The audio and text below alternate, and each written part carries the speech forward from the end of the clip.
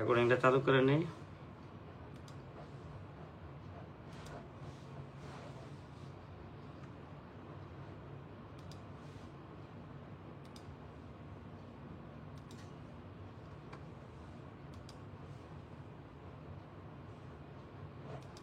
আসসালামু আলাইকুম স্যার। ওয়ালাইকুম আসসালাম। স্যার একটা কথা বলতে চাচ্ছিলাম, যদিও এটা পার্সোনাল হয়ে যাচ্ছে অনেকটা। স্যার 26 তারিখে যেহেতু আইটিপি পরীক্ষা আছে, তো নেক্সট দুইটা ক্লাস কি স্যার পোস্টপোন করা যাবে? সবাই মিলে যদি সবাই মিলে এগ্রি করেন, সবাই কি বলেন? 26 তারিখ নাকি আইটিপি পরীক্ষা, এই জন্য ক্লাস দুইটা কি বাদ রাখবেন?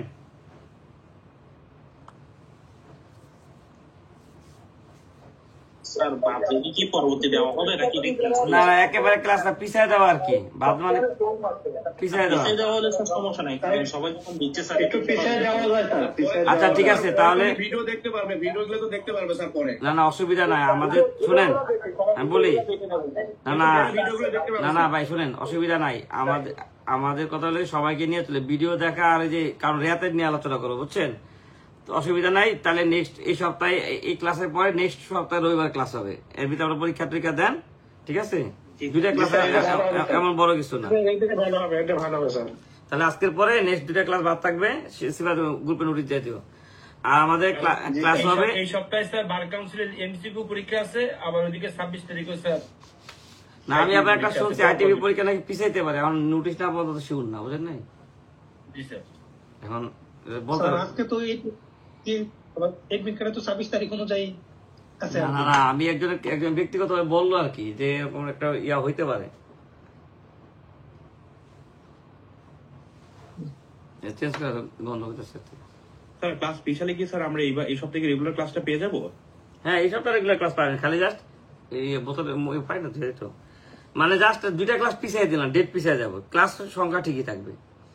আচ্ছা দেখেন, আমরা লাস্টের দিন আমাদের সিলেবাস অনুযায়ী আলোচনা করছিলাম। প্রথম দিন ভ্যালু অ্যাডেড ট্যাক্সি কি বলেন, তারপর আলোচনা করছিলাম ব্যাট নিয়ে কাজ করতে হলে আমাদের কি কি বিষয় জানা লাগবে, তারপর আলোচনা করছি আমরা ব্যাটের হার কিভাবে বের করবেন। এখন আপনারা যে এই তিনটা ক্লাস মানে অ্যাবজর্ব করতে পারছেন, একটু টেস্টিং করে কি বলেন? জি স্যার। তারপর আমরা একটা রিভিশন দিয়ে দিই। তাহলে ভাই যেটা বলছে যে ভ্যাট কয় জায়গায়, দুই জায়গায়, একটা হলো কেনার ব্যাট আর একটা কি বেচার ব্যাট। তাহলে আপনি হিসাব করবেন যে কেনার সময় আমার ব্যাট আছে কিনা, আর এটা কি হিসাব করবেন আমার বেচার সময় কি ব্যাট আছে কিনা, ঠিক আছে? এখন এরকম অনেক কোম্পানি হইতে পারে কেনার সময় ব্যাট নাই, আবার বেচার সময় কি আছে ব্যাট আছে। এটা দিয়ে দিছিল, এটা ব্যাটের গন্ধ হইতেছে, কিন্তু গ্লাসটাই বদলায় দাও, ঠিক আছে? তাহলে কেনার সময় ব্যাট আছে কিনা, বেচার সময় ব্যাট আছে কিনা, তাহলে আমরা একটা উদাহরণ দিয়ে বুঝি। তাহলে আমরা দেখবো যে এই কোম্পানি কি উৎপাদন করে আর এই কোম্পানি কি কি বিক্রি করে। আর আপনাদের ক্লাস একটা বেশি হলে সমস্যা নাই, আমি যেহেতু চীন এখনো যাই নাই, ওই আল্লাহ যদি বাঁচায় রাখে ক্লাস বাড়বে, সমস্যা নাই, দরকার একটা দুটো ক্লাস বাড়াই দিব। জিনিসটা যেন মানে সুষ্ঠুভাবে সম্পন্ন, সবাই যেন খুশি হন যে না লোকটা ক্লাসটা শিখাইছে, হ্যাঁ লোকটা ক্লাস করাইছে, আর আমার জন্য মন থেকে দোয়া করেন, ঠিক আছে? এটা হলো ইয়া। না একটা লোকের যদি কাজ করে ইয়া হয়, তার রিজিকের ব্যবস্থা হয়, ঠিক না? এটা তো দোয়া মন থেকে আসে, দোয়া তার মুখ দিয়ে বোঝা নেওয়া লাগে না সবসময়, কি বলেন? তাহলে না আমি বলি আপনি ক্লাস করছেন এই হিসাবে সামাজিকতা বন্ধ দেখা করবেন, বুঝছেন? সামাজিকতা পার হইলে আমার ফি দিবেন, অবশ্যই স্যার দেখা করবো, উত্তর দিব না তো বলি নাই। সামাজিকতা ফ্রি, সামাজিকতা পার হইলে কি করবেন, ওই যে আপনার কাছে আমার ফি জমা সেটা দিবেন। আচ্ছা দেখেন স্ক্রিন দেখা যাচ্ছে ভাই, আমরা কল্পনা করি এটা একটা উৎপাদনকারী প্রতিষ্ঠান, কোম্পানির নাম হচ্ছে সুমনা অ্যালুমিনিয়াম লিমিটেড, তার মানে সে লিমিটেড কোম্পানি।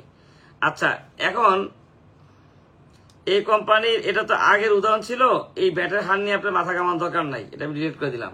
মানে আমাদের তো অনেক কন্টেন্ট থাকে আগের, বুঝেন নাই, যে কন্টেন্ট তো বছর বছর ইয়া হয়।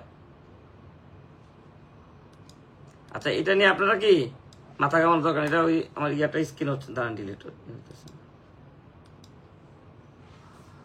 আচ্ছা পার্সেন্টেজ নিয়ে আপনাদের মাথা কামানোর দরকার নাই, ঠিক আছে? পার্সেন্টেজ যেমন চেঞ্জ হয়েছে, বর্তমানে পার্সেন্টেজ নাই।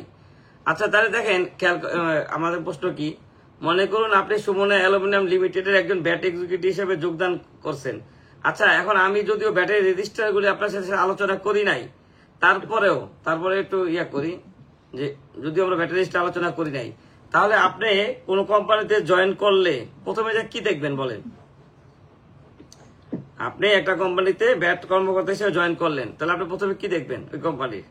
তার ক্রয় বিক্রয় খাতা, আচ্ছা ওই কোম্পানিটা কি প্রোডাক্ট ক্রয় করে এবং বিক্রয় করে। আচ্ছা, ক্রয় বিক্রয় খাতা তো দেখবেন, কিন্তু আর কি কি দেখবেন? কি র মেটেরিয়াল আনতেছে বা কি ফিনিশ গুড বিক্রি করতেছে ওইটা আমার আগে দেখতে হবে। না সেটা ঠিক আছে, ওইটা ঠিক আছে, হ্যাঁ। স্যার কোনটার উপর ভ্যাট আছে বা কোনটার উপর ভ্যাট নেই স্যার সেটাকে দেখতে হবে স্যার। না এখন মনে করেন আপনি জয়েন করলেন, হ্যাঁ এমডি স্যার নিবন্ধিত কিনা। হ্যাঁ এই যে ভাই সুন্দর কথা বলছে।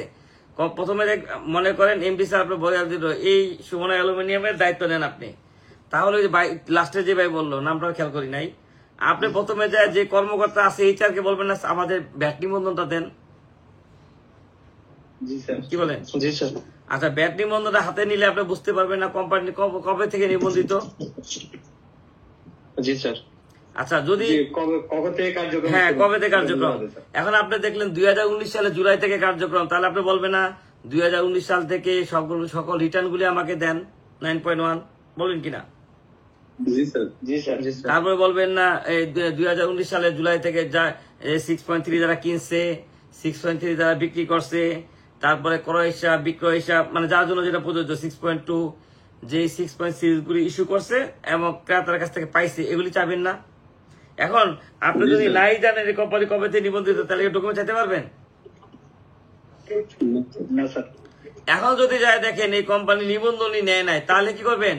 ভ্যাট নিবন্ধনের জন্য যে যে ডকুমেন্টস ওগুলি চাই বলবেন না আগে নিবন্ধনটা ওকে করি, কি বলেন? জি স্যার। যেমন আমি 2 দিন আগে একটা কনসালটেন্সির জন্য আলাপ হয়েছে, একটা কোম্পানি আসছে, ওরা বলতেছে আমরা মার্চ মাস থেকে ভ্যাট নিবন্ধন নিছি, বুঝেন সুন্দর করে, real estate company limited March মাস থেকে ভ্যাট নিবন্ধন নিছে। তাহলে এখন সে যদি ভ্যাট অফিসে যায় বলে দেখেন স্যার আমার নিবন্ধন মার্চ মাস থেকে নিছি, ঠিক আছে আমি এখন থেকে ভ্যাট ট্যাক্স ঠিক মতো দিব, এখন ওই কর্মকর্তা কি করবে বলে? ওনাকে মার্চ মাস থেকে মাইনা নিবে না অন্য তথ্যগুলি যাচাই করবে? অন্য তথ্যগুলো যাচাই করবো স্যার। এখন যদি ওই কর্মকর্তা সহজ সরল হয় তাহলে ছেড়ে দিতে পারে, ঠিক আছে মাস থেকে নিবন্ধন ব্যাট দিবে। কিন্তু ওই কর্মকর্তা যদি চালাক হয় তাহলে বলবেন না আপনি ইনকর্পোরেশন নাম্বারটা নিয়ে আসেন বা ট্রেড লাইসেন্সটা নিয়ে আসেন, বলবে কিনা? অবশ্যই স্যার। ট্রেড লাইসেন্স নিয়ে দেখলো এই কোম্পানি 4 বছর ধরে রিয়েল এস্টেট ব্যবসা করতেছে, হইতে পারে কিনা বলেন? জি স্যার। তাহলে এটাও কিন্তু কি গুরুত্বপূর্ণ, ঠিক না? খালি কাজ করলেন, কাজ শেষে যদি 2 বছর পরে এখন মনে করেন আপনি হ্যাঁ প্রতি মাসে রিটার্ন দিয়ে যাচ্ছেন, এখন যদি বলে যে ভাই 5 বছর অডিট রিপোর্ট নিয়ে আসেন, এখন আপনি বললেন আমি তো নিবন্ধন নিয়েছি মার্চ মাসে, আমি অডিট রিপোর্ট কেন দিব?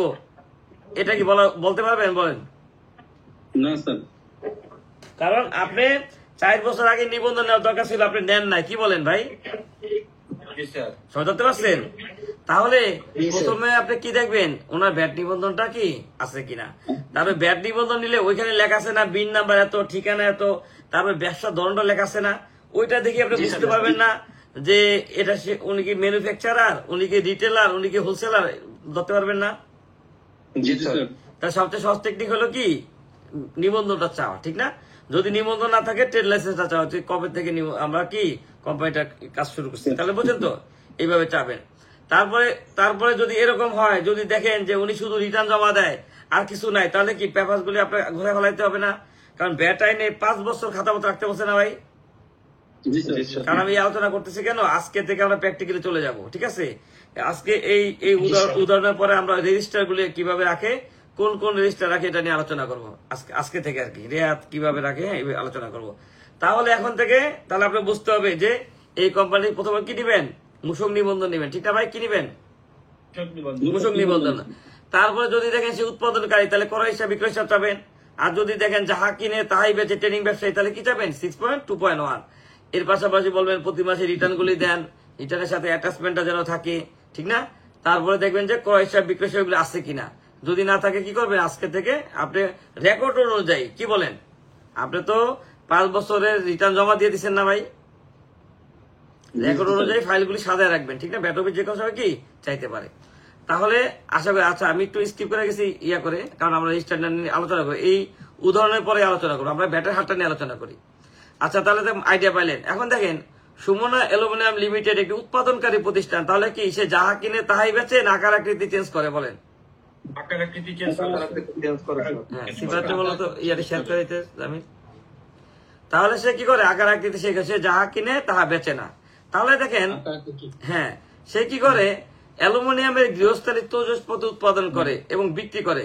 উক্ত প্রতিষ্ঠানে ব্যাটের হার কত হবে আমাদের কাছে ম্যানেজমেন্ট জানতে চাইছে, আমাদের ব্যাটের হার কত, কাঁচামাল কেনার সময় ব্যাট কত দিতে হবে, স্থানীয় বাজার থেকে কাঁচামাল কিনলে ব্যাট কত দিতে হবে, ইম্পোর্ট করলে কত দিতে হবে, বুঝছেন তো এবার।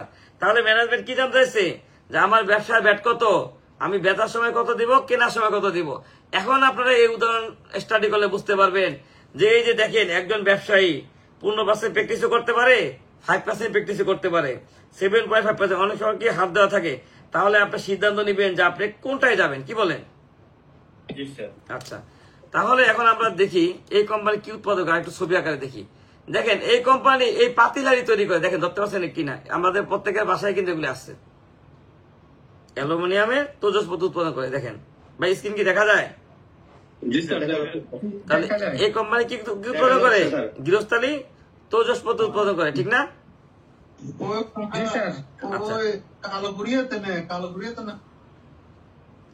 ভাই যা যে কথা বলেন না পার্সোনাল কথা একটু আলাদাভাবে বললে ভালো হয়, ঠিক আছে?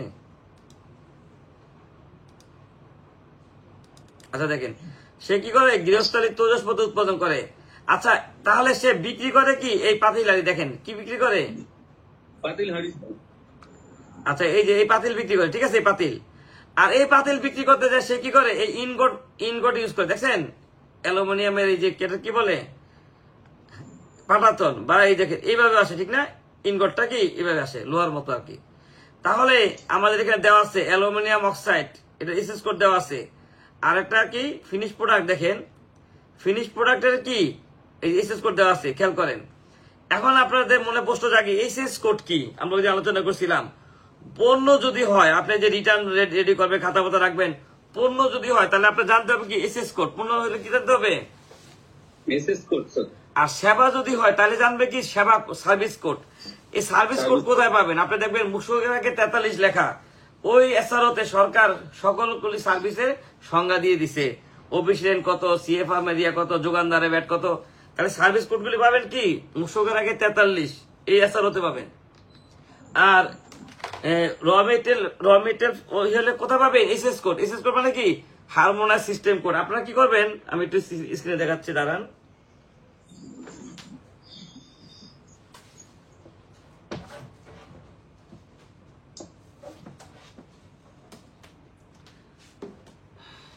বাজারে আপনারা দুইটা বই পাবেন, বুঝছেন? একটা হলো লিটন পাবলিকেশনের, হ্যাঁ একটা হচ্ছে লিটন পাবলিকেশনের এই বইটা, এই যে বাংলাদেশ কাস্টম ট্যারিফ, সবাই এই বইটা কিনে ফেলবেন, ঠিক আছে? এখন যদি কেউ মনে করেন বাজেটের আছে 2 মাস, আপনি পরে কিনবেন, আপনার চয়েস, হ্যাঁ, কারণ ব্যাটার হার হয়তো চেঞ্জ হয় কিন্তু এসএস কোডটা চেঞ্জ হয় না। তাহলে এই বইটা সবাই কিনে ফেলবেন, অথবা এটা লেখক হচ্ছে রুহুল আমিন, ঠিক আছে? এই লেখকের বইটা কিনবেন, দুইটা বই ছবি সহ আছে। আরেকটা পাবেন আসিফ স্যারের, ঠিক আছে, এই যে অল ইন ওয়ান কাস্টমস, হ্যাঁ এটাও, এই দুইটাই কি ছবি সহ পাবেন, এই ছবি, ঠিক আছে? ছবি সহ পাইলে কি যেহেতু ব্যাটের নতুন লোক দেখবেন নাম শুনে হয়তো অনেক সব আপনার কি জিনিসটা বুঝতেছেন না, তাহলে কি ছবি সহ বইটা কিনে ফেলবেন, এটা আপনাদের কাজে লাগবে। কারণ আপনি এসএস কোড বা সার্ভিস কোড ছাড়া কোনো পার্সেস বা ফেসিলিটি দিতে পারবেন না। এই জন্য দেখবেন এখন অনেকে কি ম্যানুয়াল রিটার্ন দেয়, অনলাইন রিটার্ন জমা দেয় না। ধরতে পারছেন কেন দেয় না? কারণ এসএস কোড বা সার্ভিস কোড কি দুইটাতে পেঁয়াজ করতে হবে, আমার হাত ধোয় না ঠিক মতো। আচ্ছা দেখ সবাই ধরতে পারছেন? জি স্যার।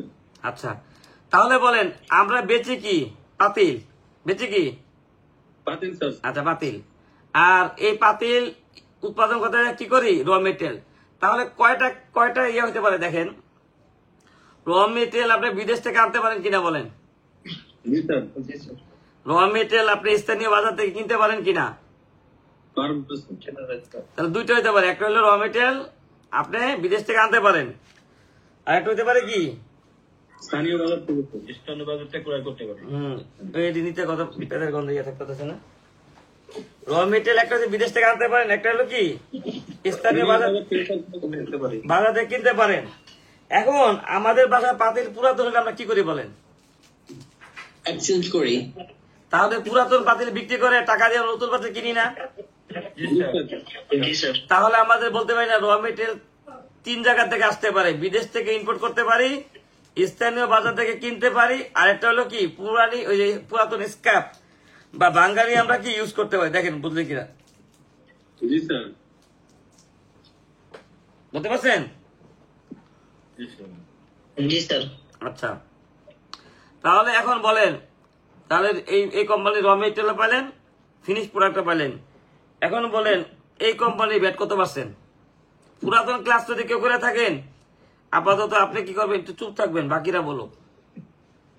আছে না পুরাতন ক্লাস করছে, সে তো একটু জানেন। নতুন যারা আছে তারা একটু ব্রেন খাটান। আজকে তো প্র্যাকটিস শুরু হতেছে, মাথা বুথা একটু আলোচনা হবেই, কিছু করার নাই। কোডে দেয়া আছে, ওই এসএস কোড অনুযায়ী আমরা যাব না? না না, এসএস কোড অনুযায়ী তো যাবেন। এখন আপনি প্রথম কোথায় খুঁজবেন? সূত্র কি বলছে বলেন, সূত্র কি শিখেছি? আইন স্যার। আচ্ছা শোনেন, হ্যাঁ ঠিক আছে, না না স্যার স্ক্র্যাপ হলে থার্ড শিডিউল আছে। আচ্ছা আমি বলি শোনেন, প্রথম হইলো আইন বলছে সব ঠিক আছে, আইনে কি এসএস কোড দেওয়া আছে? না স্যার। না স্যার। স্যার আনে নাই। আইনে কি সার্ভিস কোড দেওয়া আছে? হ্যাঁ আইনে বলছে ধারা 15 ব্যাট কত পার্সেন্ট? 15%। হ্যাঁ আর 15 উপধারা 3 বলা আছে কেউ চাইলে 15% প্র্যাকটিস করতে পারবে। সরকার জনস্বার্থে তৃতীয় তহসিল দ্বারা কিছু কিছু পণ্যের ব্যাট 5%, কিছু কিছু সেবার ব্যাট 7.5% এরকম করে দিছে না? জি স্যার। আচ্ছা করে দিছে। এখন আপনার ওই যে আইনে করছে দাঁড়ান, একটা এসআরটা নিয়ে আসে, একটা নতুন এসআর লাগবে। দেখেন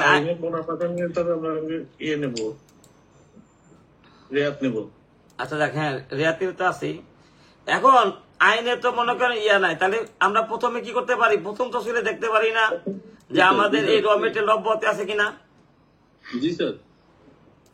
প্রথম তহসিলে না পাইলে কোথায় খুঁজবেন? এসআরওতে খুঁজবেন না? জি স্যার। এসআরওতে যদি অব্যাহতি না পান তাহলে কোথায় খুঁজবেন? জিও। এইভাবে ধাপে ধাপে আমরা আগাবো না? জি জি স্যার। স্যার। আচ্ছা আমি শুনেন, আমি বলি এই অ্যালুমিনিয়ামেরটা একটু রেটটা চেঞ্জ হয়েছে বুঝছেন। আমি আমাদের পুরাতন রেকর্ড অনুযায়ী শিখাই, তারপরে আপডেটটা ধরাই দিব। সমস্যা আছে ভাই? মাঝে মাঝে চেঞ্জ হয় কন্টেন্টটা, পুরাতন আইনের আলোকে। আপনাদের তো থিমটা ধরা দরকার, ঠিক আছে? ধরে আমরা ধরে দেখবো যে লাস্টে কি দাঁড়ান অ্যালুমিনিয়াম এরিয়া চেঞ্জ আসছে কিনা, লাস্টে চেক করে নিব, তাইলেই হবে।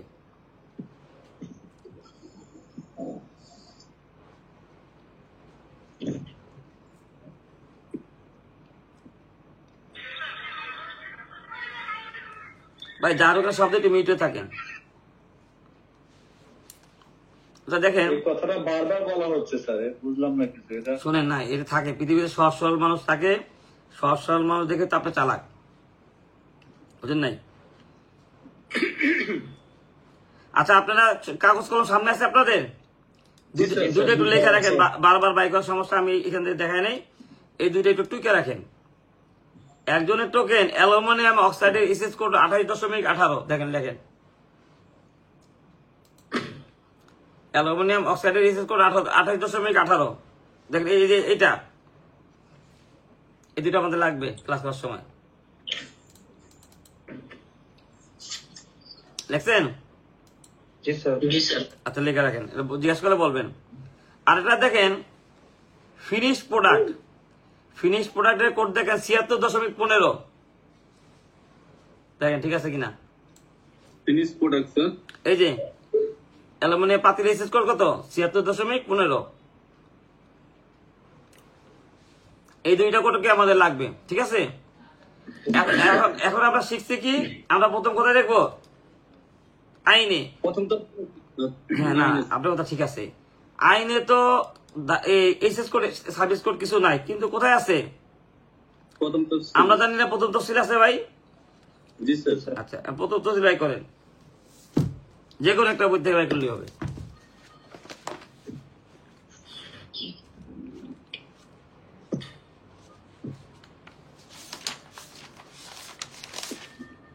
চুরাশি নাম্বার পেজ। স্থানীয় মূল্য সংযোজন কর কার্যালয় পূরণ করিবে।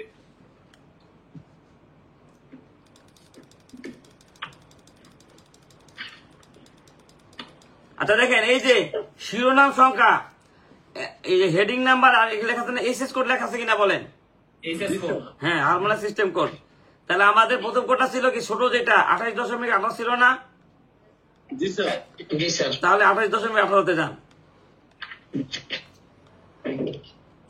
দেখেন তো, এই দেখেন, কি কোনো সংকেত আছে? এই দেখেন 25 আর 40-এর মাঝখানে 28 পড়ে না ভাই? জি স্যার। তাহলে প্রথম তফসিল দ্বারা আমাদের এই এই 28.18 এটা কি ছিল আমাদের? র মেটেরিয়াল না? র মেটেরিয়াল অব্যাহতি আছে? নাই স্যার, অব্যাহতি নাই স্যার। প্রথম তফসিল দ্বারা নাই। তারপরটা ছিল 76.15। এখানে দেখেন স্যার, প্রথম finish তফসিলে করা। যায় দেখেন 53 পরীক্ষার এক্সেস কোড আছে। এটাও নাই স্যার। তাহলে আমরা প্রথম তফসিল দ্বারা মিলে কি পাইলাম? যে আমরা আমি তো একটা স্যাম্পল দেখাইছি, বাকিগুলো এবার সবগুলো টেস্ট করবেন। যে আমরা যে জিনিস উৎপাদন করি আর যে জিনিস বিক্রি করি, এটা প্রথম তফসিল অব্যাহতি নাই। দেখেন ক্লিয়ার কিনা? জি sir. Clear sir, clear sir. তাহলে এইভাবে আপনি মনে করেন একটা প্রোডাক্ট বানান, এই প্রোডাক্ট বানাতে যতগুলি র মেটেরিয়াল লাগে এইভাবে চেক করতে হবে না? জি স্যার। যা যা কিনেন, যা যা বিক্রি, এবার চেক করবেন। তারপরে আমরা করি, আমরা বলছি তৃতীয় তফসিলে দেখবো। কোন সব তফসিলে দেখবো? যেহেতু ওই দুইটা কাছাকাছি, তৃতীয় তফসিল।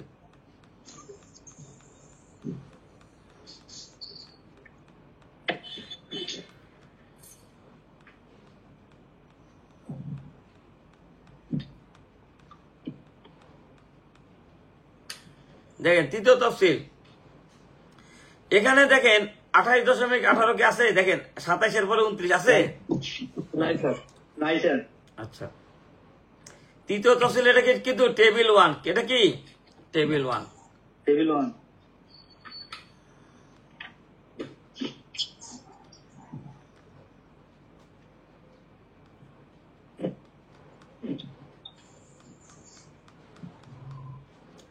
দেখেন তৃতীয় তফসিলের টেবিল 2, দেখেন 39 39 থেকে শুরু স্যার। আছে? নাই। তৃতীয় তফসিলের টেবিল 3, নেই স্যার।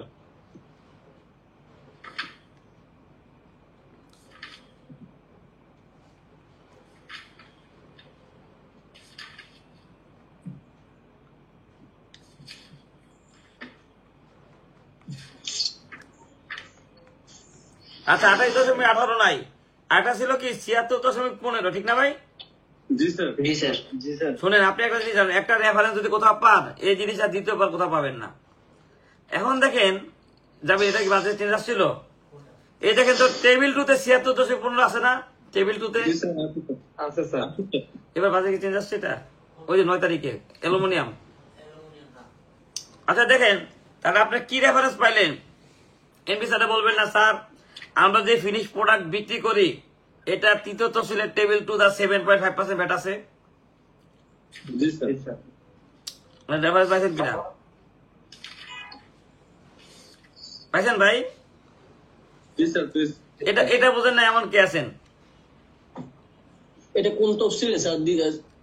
তৃতীয় তফসিলের টেবিল 2। তৃতীয় তফসিলের এই যে আপনার স্ক্রিনের সামনে তো আছে, এই যে স্ক্রিন, এই যে দেখেন। টেবিল 2 তে আছে স্যার। তাহলে আমরা কি বলতে পারি? শুনে রেফারেন্সের কথা বলতে হবে। তাহলে আমরা বলতে পারি কিনা তৃতীয় তফসিলের টেবিল 2 দ্বারা অ্যালুমিনিয়ামের পাতিলাটির ব্যাট 7.5? দেখেন তো, বলা আছে। বলতে পারি?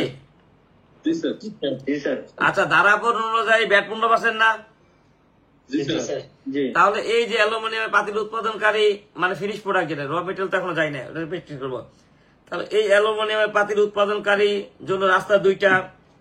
ধারা 15 অনুযায়ী আপনি 15% ব্যাট দেন, আপনি কেনার সময় যা যা দিবেন কি রেয়াত পাবেন। আর অথবা তৃতীয় তফসিলের টেবিল 2 অনুযায়ী 7.5% প্র্যাকটিস করেন, কেনার সময় রেয়াত পাবেন না। দেখেন তো, জি স্যার। জি স্যার। সবাই ধরতে পারছেন? এটা বোঝেন না এমন কে আছে? জি স্যার। ঠিক। Clear sir. আচ্ছা, তাহলে এইভাবে আমরা যদি অন্যগুলো চেক করি, কারণ এটা তো উৎপাদনকারী, এখানে র মেটেরিয়ালটা থাকবে না, ঠিক না? এটা উৎপাদনকারী তো তৃতীয় তফসিলে কোথাও আর কি দেয়। তাহলে এখন পর্যন্ত কি দাঁড়াইলো বলেন? যে আমরা রেফারেন্স পাইলাম অ্যালুমিনিয়ামের পাতিল বানাইলে ধারা 15 যে ব্যাট 15% দিবেন, তাহলে রেয়াত পাবেন, কেনার ব্যাটে রেয়াত পাবেন। অথবা তৃতীয় তফসিল অনুযায়ী কি করবেন? 7.5%. 5% দিতে পারবেন, কেনার ব্যাট আদায় করবেন, কিন্তু রেয়াত পাবেন না। দেখেন এই পর্যন্ত ক্লিয়ার কিনা সবাই? জি স্যার, ক্লিয়ার। আচ্ছা, তারপরে প্রথম তফসিলে খুঁজলেন, তৃতীয় তফসিলে খুঁজলেন, এই কোম্পানি তো রপ্তানি করে না, কারণ রপ্তানি তার জন্য উপযুক্ত হবে না। আমরা বলছিলাম না এছাড়াও তারা অব্যাহতিপ্রাপ্ত কিনা খুঁজবেন, মনে আছে?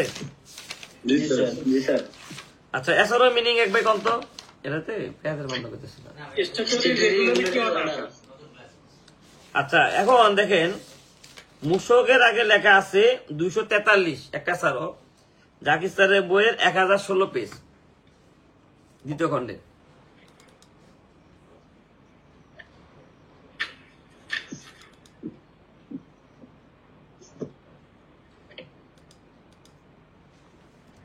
শোনেন, আপনারা কিছু মনে করেন না। আপনারা ওই যে আমি এমন কিছু লোক পাইছি বুঝছেন, যে আমার অফিসে আছে, যে চাকরি করে কিন্তু 5 বছর চাকরি করে জীবনে একটা ব্যাটারি বই কিনে না, বুঝেন নাই?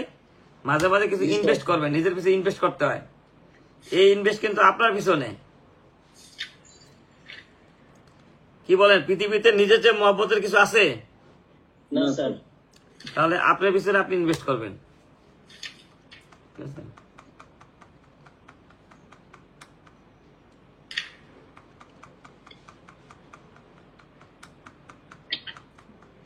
আর এই ব্যাটারি বই জীবনও কাউকে দিবেন না, তাহলে এগুলি রেফারেন্স হিসেবে কাজে লাগে।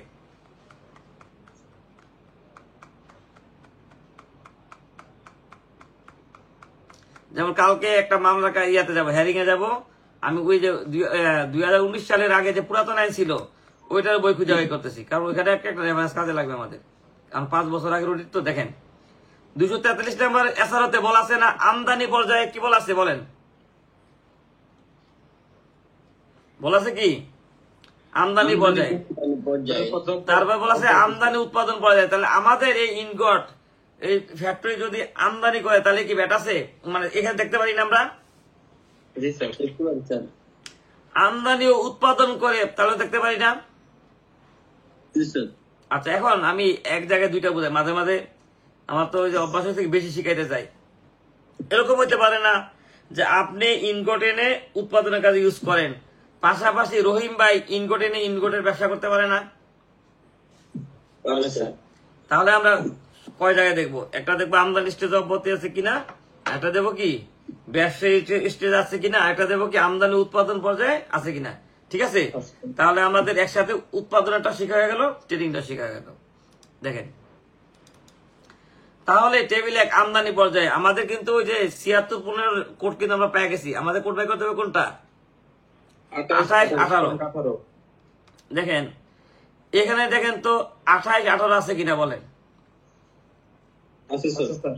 তাহলে আমরা কি জানলাম? অ্যালুমিনিয়াম অক্সাইড যদি আপনি বিদেশ থেকে আনেন তাহলে বলেন আপনি ব্যাট দিবেন কিনা? অবশ্যই স্যার। তাহলে এছাড়াও তো অব্যাহতি কিনা বলেন? জি স্যার। জি স্যার। তাহলে এই উৎপাদনকারী কোম্পানি বিদেশ থেকে যদি ইনগট, শুনেন এটা কার জন্য অব্যাহতি? সবার জন্য না? জি স্যার। এখানে কি বলছে? কমার্শিয়াল ইম্পোর্টার না ম্যানুফ্যাকচারার বলছে বলেন? না স্যার। যে আনক সেই অব্যাহতি। এখন যদি কোনো কোম্পানির ওই যে ইয়া থাকে, কি বলে, সে ব্যাট নিবন্ধন দিচ্ছে, সে ওই সিএনএফ ভালো না, সে ম্যানুফ্যাকচার হিসেবে না, ট্রেডিং ব্যাট হিসেবে জানতে পারে না অব্যাহতি ব্যাট না দিয়ে। ঠিক তেমনি আপনার ইসলামপুরে বা ইংলিশ রোডে যারা ইনগটে ব্যবসা করে তারাও আনতে পারে না ব্যাট ছাড়া, কারণ আনার সময় কি নাই? ব্যাট নাই। হ্যাঁ, তারপরে এখন দেখি আমদানি উৎপাদন বজায় দেখি। শুনেন আমি কি বলছি, একটা রেফারেন্স এক জায়গায় যদি থাকে এটা 2 জায়গায় থাকে না। যেহেতু এখানে আছে দেখবেন যে অন্য জায়গায় থাকবে না, কারণ এটা সবার জন্য অব্যাহতি। আমদানি করলে অব্যাহতি, উৎপাদন করলে কি অব্যাহতি।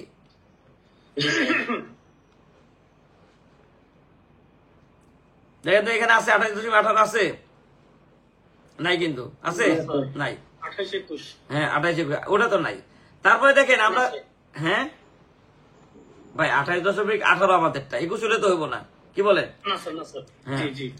তারপরে দেখেন আমরা আমদানি করে উৎপাদন করে পাতিলহারি তৈরি করে ওটা চলে গেছে না আমাদের?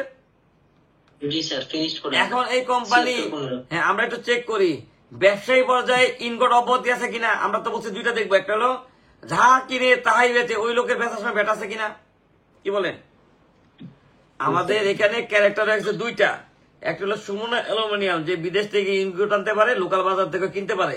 তাহলে লোকাল বাজার থেকে যখন কিনবে, কেনার সময় ব্যাট দেওয়া লাগবে কিনা জানতে হবে কিনা বলেন? লাগবে স্যার।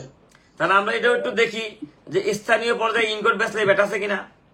তাহলে এই এছাড়াও দ্বারা আমরা ব্যবসায়ী স্টেজে দেখতে পারি কিনা বলেন? জি আচ্ছা, এর আগে আমরা সেবা পর্যায়ে এসে বসছি। সেবা পর্যায়ে আমরা জানি যোগানদারে কিছু অব্যাহতি আছে কিনা বলেন? যোগানদার শব্দটা কি? যোগানদার। এখানে দেখেন কি লেখা আছে, স্টিল মিল। এই দেখেন, এই যে স্টিল মিল স্যার। বা শিল্পে হইতে স্থানীয় গৃহীত স্ক্র্যাপ বা ভাঙ্গারি আছে কিনা বলেন? তারপরে স্যার, দেখেন স্যার। পুরাতন ব্যাটারি টতে দেওয়া আছে অ্যালুমিনিয়ামের তৈজসপত্র প্রস্তুতকারী প্রতিষ্ঠান কর্তৃক স্থানীয়ভাবে সংগৃহীত অ্যালুমিনিয়ামের স্ক্র্যাপ। তাহলে বলেন, এই যে পুরাতন পাতিলারি কিনলে এখন কি যোগানদার হিসেবে ব্যাট দিতে হবে? বলেন, দেওয়া লাগবে কিনা? অব্যাহতি প্রাপ্ত। লাগবে না অব্যাহতি স্যার। ঠিক না? এটা কি দ্বারা অব্যাহতি ভাই? এছাড়া তো অব্যাহতি না। এছাড়াও দিয়ে তাহলে এলাকার যে বাঙালিওয়ালা যাহা কিনে তাহাই বেছে, যাহা জোগাড় করে তাই বেছে, সে দোকানদার না? জি স্যার। আচ্ছা, খেয়াল করেন, কিন্তু আমি কিন্তু মাঝে বিভ্রান্ত করি। তারপরে দেখেন এই ব্যবসায়ী পর্যায়ে আমরা ইনকোট বেচে দিলাম। দেখেন তো 28.18 কি অব্যাহতি আছে? 28.21 আছে, 18 কি আছে? না স্যার। না স্যার। আচ্ছা, তাহলে এই যে এছাড়াও যারা অব্যাহতি দিল, এখানে কিছু কন্ডিশন আছে কিনা বলেন? কন্ডিশন আছে? খাতা মতো রাখতে হবে না ভাই? রাখতে হবে স্যার। একজন বিদেশ থেকে ইনকোট আইনা ব্যবসা করলো, ইনকোটের ব্যবসা, সে যদি রেজিস্টার না রাখে, এখন বেতনটি এসে বলতে পারে না ভাই কেনা ব্যাট দেন, আপনি তো রেজিস্টার রাখেন নাই, বলতে পারে কিনা? পারে স্যার। পারে স্যার। আচ্ছা, এখন আমরা সুমনা অ্যালুমিনিয়ামে যাই। তাহলে কি দাঁড়াইলো? সুমনা অ্যালুমিনিয়ামের পাতি তৈরি করলে তৃতীয় তহসিল দ্বারা ব্যাট হলো কত? 7.5%। ধারা 15 অনুযায়ী ব্যাট হলো 15%। এই ইনকোট বিদেশ থেকে আনলে ব্যাট নাই। আপনি যদি ইম্পোর্ট করেন তাহলে আপনি 15% প্র্যাকটিস করবেন না 7.5 প্র্যাকটিস করবেন? কারণ কেনার সময় ব্যাট দেন নাই, তার মানে ওটা আপনি রেয়াত দিতে পারবেন না। দেনই তো না, রেয়াত পাবেন কোথা থেকে বলেন? জি স্যার। তাহলে আপনার জন্য স্ট্যান্ডার্ড ভালো না ট্রেডিং ব্যাট ভালো? ট্রেডিং এর ভালো। ট্রেনিং ব্যাট ভালো স্যার। ট্রেডিং ব্যাট মানে সরি, ট্রেডিং বলা ঠিক হয় নাই। এটা হলো যে ট্রাঙ্কেটেড 7.5%। সবাইকে একমত কিনা বলেন? জি স্যার। ঠিক অনুরূপ ভাবে কোন ওষুধ কোম্পানি বিদেশ থেকে যদি ওষুধ আনার সময় শুধু এটি দিয়ে আসে, ব্যাট না দিয়ে আসে, তাহলে তার জন্য 15% ভালো না? জি স্যার। সবাই ক্লিয়ার? আচ্ছা, এখন দেখেন যে কমার্শিয়াল ইম্পোর্টার, আরেকটা বুঝি, কারণ আমরা তো লোকাল বাজার থেকে কিনতে পারি। কমার্শিয়াল ইম্পোর্টার বিদেশ থেকে ইনকোট আছে, তার কেনার ব্যাট কত পার্সেন্ট বলেন? ইম্পোর্ট করার সময় ব্যাট দিবে? ম্যানুফ্যাকচারও দিবে না, ইম্পোর্টও দিবে না। তাহলে এই কমার্শিয়াল ইম্পোর্টার যদি ইনকোট আনে, তাহলে ওনার ব্যাট কত পার্সেন্ট বলেন? ওনার সেলস ব্যাট কত পার্সেন্ট? ওনার স্যার 15%। ধারা 15 অনুযায়ী 15%, ঠিক না? আমদানি পর্যায়ে অব্যাহতি তাহলে হ্যাঁ, কেনার সময় অব্যাহতি ভাই।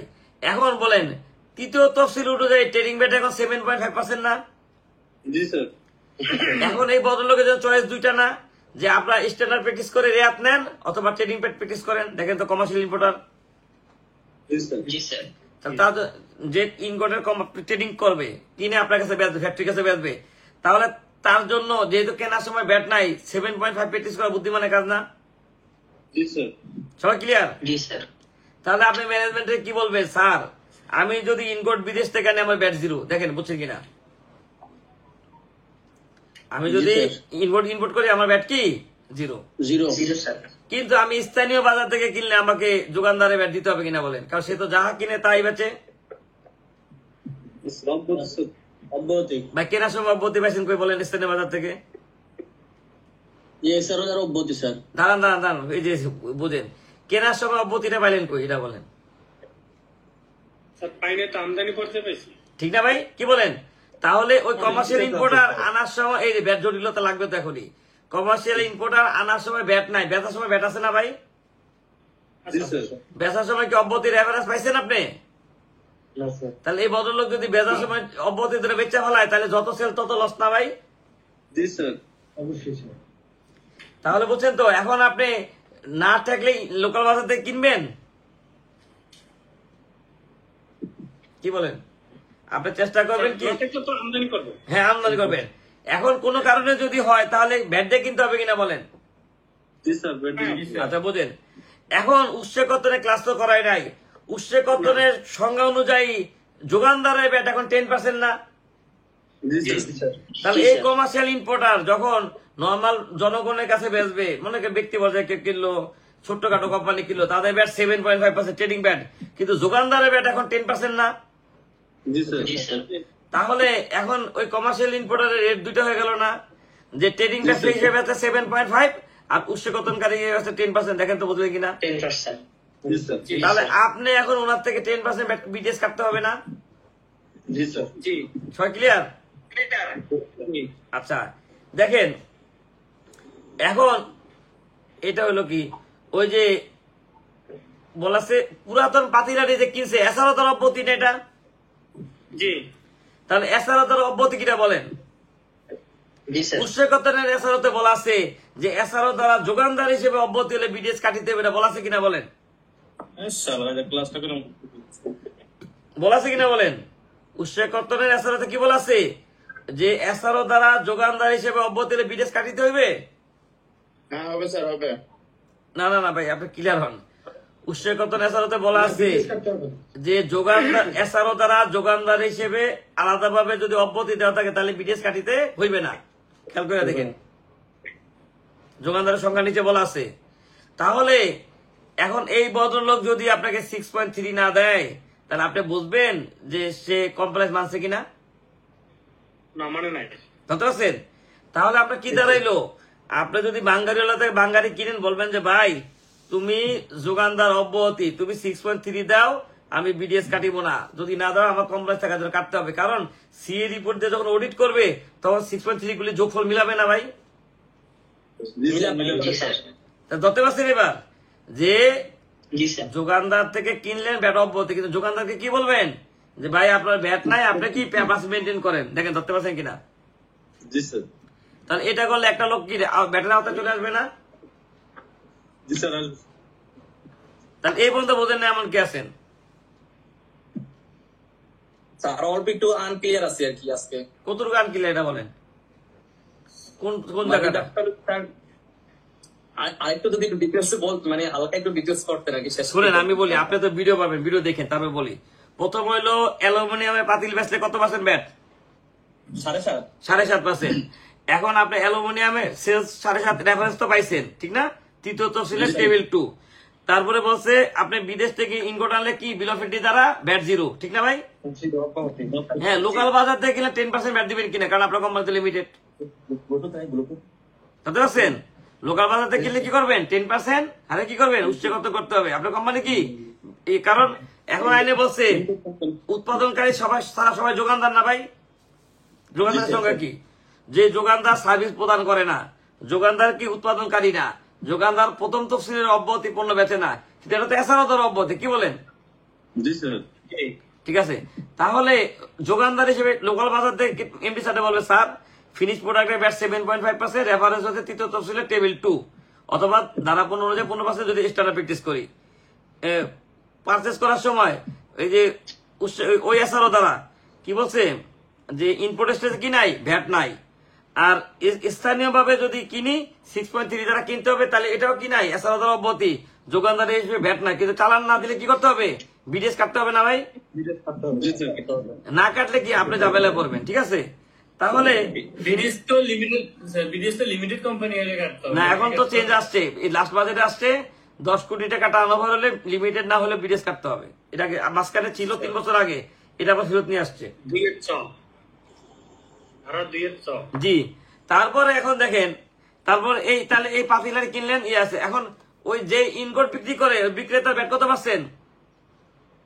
ওনার কেনার সময় ইম্পোর্ট করার সময় ব্যাট নাই, ওনার কি নাই ইনপোর্ট কেনার সময় ব্যাট নাই, কিন্তু উনি যদি ট্রেডিং ব্যাট হিসেবে বেচে ওনার ব্যাট কত 7.5% না? 10%। হ্যাঁ, উনি যদি লিমিটেড কোম্পানি কাছে বেচে ওনার ব্যাট কত পার্সেন্ট? 10%. 10%. 10% না? উৎসকর্তনকারী, তাহলে সবাই ক্লিয়ার? Yes, sir. আপনাদের মধ্যে একজন মনে করেন নিজাম ট্রেডিং এর মালিক, খেয়াল করেন আপনি কি করছেন, এক কোম্পানি থেকে কোটেশন পাইছেন, এটা কিন্তু আমাদের পরীক্ষা। আপনি এক লিমিটেড কোম্পানি থেকে মানে এক আমদানিকারক থেকে ইনগট কিনে ফ্যাক্টরিকে সাপ্লাই দিবেন, আপনার ব্যাট কত পার্সেন্ট বলেন? 10%। না না, কেনারটা কত, বেচারটা কত? কেনেরটা 7.5%। বুঝেন, আপনি কিন্তু উৎসকতনকারী বলছেন। আপনার কোম্পানি কি লিমিটেড কোম্পানি অথবা উৎসকতনকারী? আপনি কেনার সময় ব্যাট দিবেন কত পার্সেন্ট বলেন? স্যার কেনার সময় 10%। না না, 7.5 কেন? 7.5 হলো কি লিমিটেড না হলে, উৎসকতনকারী না হলে, ঠিক না ভাই? 10%, কেনার সময় 10%। আপনি আবার যখন উৎসকতনকারীকে দিবেন তখন ব্যাট কত পার্সেন্ট? 7.5%। কেন 7.5%? স্যার। তাহলে 10-20% কিনা বলেন? জি স্যার। এই ভদ্রলোক কি রেয়াত পাবে? না স্যার। বুঝছেন? এবার শোনেন, ব্যাট হচ্ছে গিরগিটির মতো, ক্ষণে ক্ষণে রং বদলায়, ক্ষণে ক্ষণে রং বদলায়। আপনি উৎপাদনকারী ব্যাট একরকম, ব্যবসায়ী ব্যাট একরকম, দোকানদারি ব্যাট একরকম, ঠিক আছে? ব্যাট কি অবস্থা বুঝে এই জন্য আমাদের মাথা ঘুরতে হবে। শোনেন, আপনি নতুন না, আমি চাকরি ইন্টারভিউ নিছি, 6 বছর ব্যাটের কাজ করছে, তারপরে 2টা টপিক বলতে পারে না, ঠিক আছে? কারণ কি, সে তার কাজ করছে ঠিক আছে, কিন্তু সে একটা লেভেল পর্যন্ত করছে, এরপরে তো যায় নাই। এই যে অনেক কোম্পানি কি করে, বসেরা রিটার্ন দেয় আর শখ দেয়, কারণ আপনি 6 বছর কাজ করছেন, আপনি শখ করেন না, বুঝেন নাই? কারণ এই আমি শোনেন, আমি যখন এটা ধরতে পারছি এই দিন প্র্যাকটিক্যাল ট্রেনিং শুরু করছি। কারণ আপনি ক্লাস এসে মনে করেন যে স্যার আমি শখটা রিটার্নটা শিখতে পারলে আমার প্রমোশন হয়ে যাবো। কি কারণে? কারণ আপনার বসের আপনি শিখায় নাই, কোনোভাবে শিখায় না। হ্যাঁ, আরে বাবা, আপনাদের মনে কথা আমি জানি তো রে ভাই। আপনাদের শোনেন, কাস্টমারে শোনেন, আপনাদের পার্টিসিপেন্ট বলি না, আমি কাস্টমার বলি। কাস্টমারের মনের কথা না বললে প্রোডাক্ট বেচবো কিনা বলেন? আমরা যারা স্যার ভ্যাটে জব করি তাদের প্রত্যেকেরই সমস্যা একটাই, যে আমাদের এই ইয়াগুলো লেখাচ্ছে, চালানগুলো লেখাচ্ছে, এই রিপোর্ট ওই রিপোর্ট, কিন্তু 4.3 যেটা মূল্য ঘোষণা দেবে ওইটা, এবং 9.1 যেটা আমি অনেক চেষ্টা করছি, ভিডিও টিভিএস কিভাবে কাটে এবং অনেক জানার চেষ্টা করছি, তেল মোবিল সব শেষ আমার, ঠিক আছে? তারপর আমাকে পাত্তা দেয়। কোনো সমস্যা নাই, এই যে আপনি রাস্তা পেয়ে গেছেন, আপনি তো রাস্তা পেয়ে গেছেন। হ্যাঁ শোনেন, আমি বলি, আমার 6000 স্টুডেন্টের সার্কেল, বুঝছেন? আপনারা আরো 300 জন যোগ হলেন, কত হলো? 6300। আপনারা এখানে আসছেন, গ্রুপ ডিসকাশন করবেন। হ্যাঁ, গ্রুপ ডিসকাশন করবেন, আমি শিখাই দিব। মাঝে মাঝে নিজে কিছু দামি ইয়াতে প্র্যাকটিস করবেন। Practice make a man perfect, বুঝেন নাই? প্র্যাকটিস করলে কি আপনি পারফেক্ট হয়ে যাবেন। আচ্ছা, তাহলে মোটামুটি কোশ্চেন এটা তো বলছেন, ব্যাটার আর কিভাবে বের করবেন? জি স্যার। তাহলে এখন আমরা পরের স্টেজে চলে, এটা ছিল পরীক্ষা। এখন আমরা জানার চেষ্টা করব কি আমাদের কোম্পানি কি কি রেজিস্টার রাখবে, কি বলেন? জি স্যার। আচ্ছা, জি, সবগুলি তো গুরুত্বপূর্ণ ভাই, কোনটা গুরুত্বপূর্ণ না বলেন? ব্যাটারে হার বাই করা যেমন গুরুত্বপূর্ণ, ঠিক না? জি স্যার। একটা প্রতিষ্ঠান যখন শুরু হয়, ওই প্রতিষ্ঠানের যে ভ্যাট কত হার হবে, তারপর ওই প্রতিষ্ঠান আনুষঙ্গিক জিনিসগুলো যে সেল করবে কত হারে এবং পারচেজ করবে কত হারে, এই জিনিসগুলো আগে জানতে হবে। তা না হলে আমি তো আপনাদের ইশারা দিয়ে দিলাম, আজকে বাই করতে পারবেন না ভাই সবাই? আপনি বাই করবেন, আপনার কোম্পানি কি কি বেচে, কি কি কিনে, ওই অনুযায়ী কি করবেন আপনি, এই সূত্র ধরে বাই করবে, শেষ। আপনি তো মাছ ধরা বুদ্ধি শিখে দিলাম। মাছ আপনি বসিয়ে দেওয়া ধরতে পারেন, জাল ফলায় ধরতে পারেন, পানিতে নেমে ধরতে পারেন। হ্যাঁ, পুকুর সে একেবারে পুকুরে পানি ফেলাইতে ধরতে পারেন, আবার বিষ মেরা কি সব একসাথে ধরতে পারেন। এখন ওটা নৈতিকভাবে ঠিক না, আপনি কোনটা ধরবেন আপনার ব্যাপার।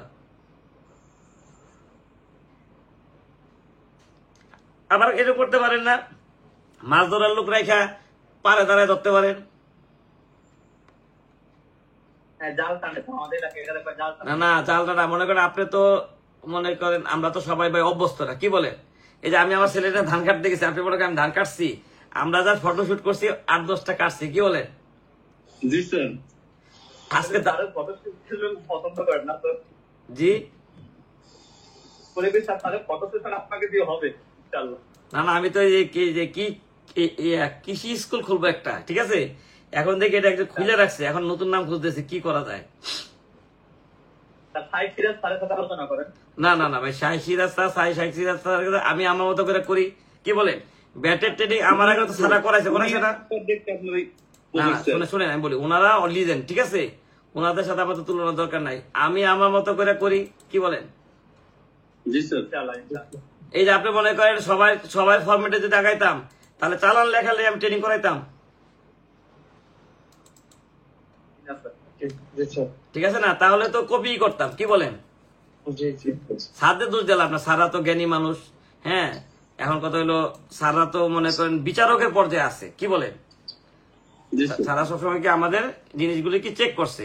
স্যাররা কি কোনো চালান লেখছে বলেন? স্যাররা কি কোনোদিন ক্রয় হিসাব রাখছে? তাহলে আপনার শিখতে হবে তো তার কাছে যে এটা রাখছে, কি বলেন ভাই? জি স্যার এখন আপনি মনে করেন একজন কি বলে, দেখ কথা বেশি কথা বলে আবার কোন জায়গায় ভুল করে ফেলার দরকার নাই। আর বলেন স্যার, আমরা না না না না ভাই, কথা কম কইলেই ভালো, ঠিক আছে? কথা বেশি কম ভালো না। তাই গেল ভুলে একটা ব্যাপার কথা বলে ফেলাম, বুঝলেন না? যেটা বলা উচিত না। আর আল্লাহ মুখ দিতে কথা বলার জন্য। না না না, আল্লাহ মুখ দিছে, আল্লাহ হেফাজত করতে গেছে। এটা ঠিক স্যার। আচ্ছা দেখেন, সমস্যা নেই ভাই, কথা কম বলে ভুল কম হবে। স্ক্রিন কি দেখা যায় ভাই? জি স্যার দেখা যাচ্ছে। আচ্ছা দেখেন, এখানে দেখেন 2.1 খেয়াল করেন, 2.1 থেকে শুরু করে, এই যে 2.1 থেকে শুরু করে, না একটু বড় করে দিই,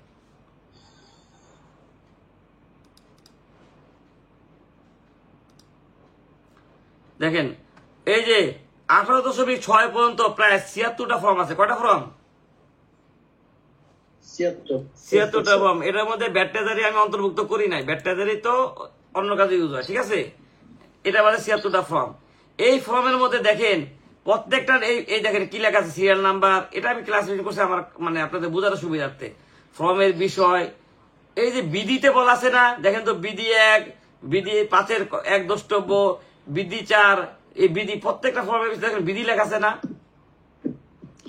আমি যে প্রথম ক্লাসে বলছিলাম যে ব্যাট হচ্ছে আইন হচ্ছে ব্যাট ব্যবস্থার সারাংশ, আর বিধিমালা হলো ব্যাখ্যা। আইনে বলছে আপনি রিটার্ন জমা দেন, বিধিতে বলছে না এই ফর্ম অনুযায়ী জমা দেন। আইনে বলছে আপনি ব্যাট চালান ইস্যু করবেন, বিধিতে বলা আছে না চালান রেডি করবেন।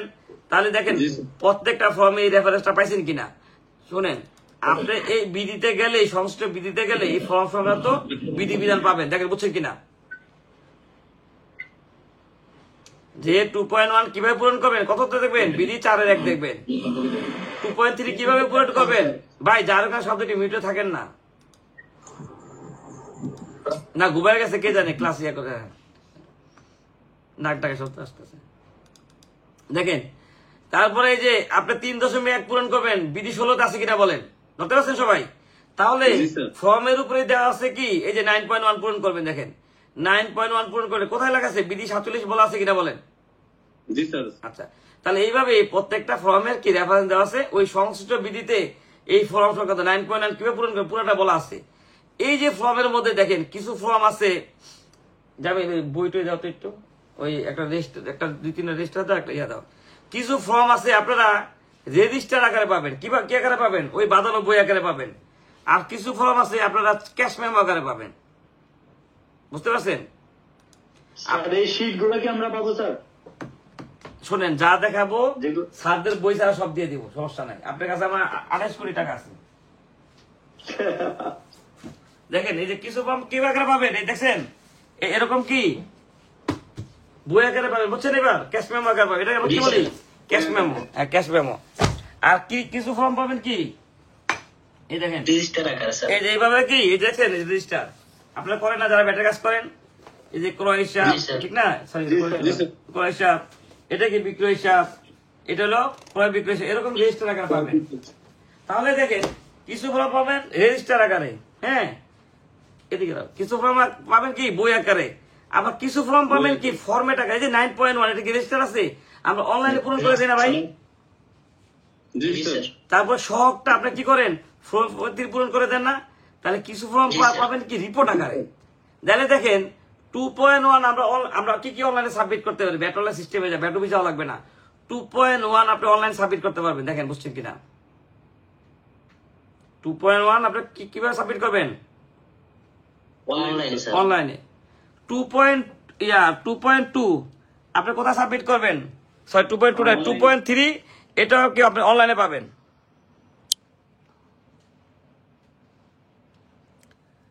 বুঝতে পারছেন? জি স্যার। স্যার আপনার এই শীট গুলো কি একটু পাওয়া যায় স্যার? হ্যাঁ আপনার এই শীট গুলো 6.2.1 থাকলে কি স্যার 1 আর 6.2 কি দরকার আছে? না, এটা আপনাদের আমি দিয়ে দেওয়ার ব্যবস্থা করবো, ঠিক আছে? ওই বুঝি নাই, আপনার কথা বুঝি নাই, আমার ওই যে স্ক্রিনের দিকে মনোযোগ ছিল, অন্যদিকে আর কি। স্যার 6.2.1 যদি থাকে হিসাব পুস্তক, তাহলে কি স্যার 6.1 আর 6.2 কে আলাদা কেনা বা রাখার 6.1 আর 2 কে করে? 6.1 আর 2 করে যে যাহা কিনে তা বেচে না। শুনে বুঝেন না, এটা এটা করে কে? যে যাহা কিনে বিক্রি করে তা বেচে না, অন্য জিনিস বেচে। 6.2.1 ক্রয় বিক্রয় দুটোটাই থাকে স্যার। না, আপনি ধরতে পারেন না। আমি বলছি কি, এটা কে করে? সে যে যাহা কিনে তা বেচে না। সে করে 6.1 6. হ্যাঁ, মনে করেন আপনি এক জিনিস কিনছেন, বেচেন আরেক জিনিস, সে করবেন কি? ক্রয় হিসাব বিক্রয় হিসাব। কিনছেন একটা, বেচেন আরেকটা। আর যাহা কিনেন তাই বেচেন, তাহলে কি করবেন? 2.1 ঠিক আছে, এইবার চিন্তা করেন। আচ্ছা যাক, ফেসবুকে যারা আছেন, নতুন একটা মাঝে মাঝে তো কিডনি কাজ করে না, বুঝেন নাই? এই যে আপনার স্ক্রিন দিয়ে ট্রাই করে দেখলাম যে এটা চেঞ্জ করা যায় কিনা, এইভাবে ক্লাস করেন। যদিও আমার ক্লাসটা একটু কষ্ট হইব, দেখেন।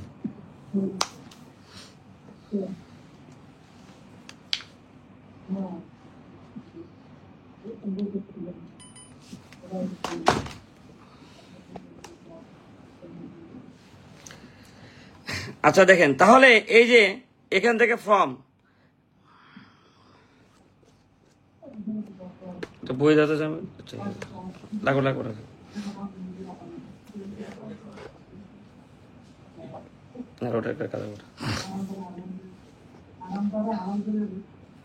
আচ্ছা দেখেন, তাহলে তারপরে দেখেন 3.1 মূসক এজেন্টের সনদপত্র, এটা কি অনলাইনে অ্যাপ্লাই করতে পারবেন? ভাই যার এখানে শব্দ, আপনি একটু সহযোগিতা করেন না। আমরা সবাই এখানে এটা ঠিক আছে স্যার বারবার না সরি, আপনার ইয়া করি নাই, আমি ওই যে ইয়া করতে যাবো, কেটে গেছে, ঠিক আছে? আচ্ছা দেখেন, এখন দেখেন 4.3 উপকরণ উৎপাদ সহ একটা শব্দ শুনছেন আপনারা কি বলেন? উপকরণ উৎপাদ সহ বা মূল্য ঘোষণা। তাহলে এটা আপনি এটা কোথায় পূরণ করতে পারেন? অনলাইনে। তাহলে ব্যাট অফিস যাওয়া লাগবে না, কারণ ব্যাট অফিস গেলেই তো সারা বলে যে এত পাশে এডিশন করেন, অনেকে যায়। আমাকে বলতেছে ভাই চলছে 40% এডিশন করেন। আমি আপনি কোথায় দেন? অনলাইনে দেন না ম্যানুয়াল দেন? কয় আমি অফিসে যায় দেই। তাহলে দোষ তো আপনার, কি বলেন? আপনি অনলাইনে সাবমিট করে দিবেন, তারপর ডাকলে যে হেয়ারিং করবেন, ঠিক না? আগে তো ছিল আমরা ওনাদের কথা মতো না দিলে কি কাগজ সাইনই করতো না। 2 লাখ টাকার বেশি লেনদেন হলে কি করতে হবে? 6.10 পূরণ করতে হবে কিনা বলেন? 2 লাখ টাকার বেশি লেনদেন হলে 6.10 পূরণ করতে হবে, ঠিক আছে? তাহলে এটাও কি করতে পারবেন? অনলাইনে পূরণ করতে পারবেন। 9.1 এটা কোথায় পূরণ করতে পারবেন? অনলাইনে। আপনি ধরে নেন টোটাল ভ্যালু 2 লাখ টাকা, মানে একটা পণ্যের ওই যে লাস্টে থাকে না 6.3 উপকরণ ভ্যাট যোগ করার পরে টোটাল ভ্যালু কত থাকে? টোটাল ভ্যালু ধরেন 2 লাখ টাকা, ওইভাবে বলে ভ্যাট সহ। তারপরে দেখেন টার্ন ওভার দাখিলপত্র কিছু দিতে পারবেন অনলাইনে, বিলম্ব এগুলি তো নিটানে সব। তাহলে আমরা বলতে পারি না নিবন্ধন, ভ্যাট নিবন্ধন নেওয়া, তারপর কি এটার মানে ভ্যাট নিবন্ধন পাওয়া, তারপরে হলো নিবন্ধন নেওয়া, নিবন্ধন পাওয়া, তারপরে হলো যে 9.1 জমা দেওয়া, তারপরে 4.3 জমা দেওয়া, এই কয়টা, আর 6.10 এই কয়টা কাজ আপনি অনলাইনে করতে পারবেন। দেখেন বুঝছেন কিনা সবাই? স্যার 6.10 কি সব কোম্পানি মানে সবার জন্য বলতে লিমিটেড বা লিমিটেড ছাড়া? আচ্ছা আমরা ধাপে ধাপে করবো।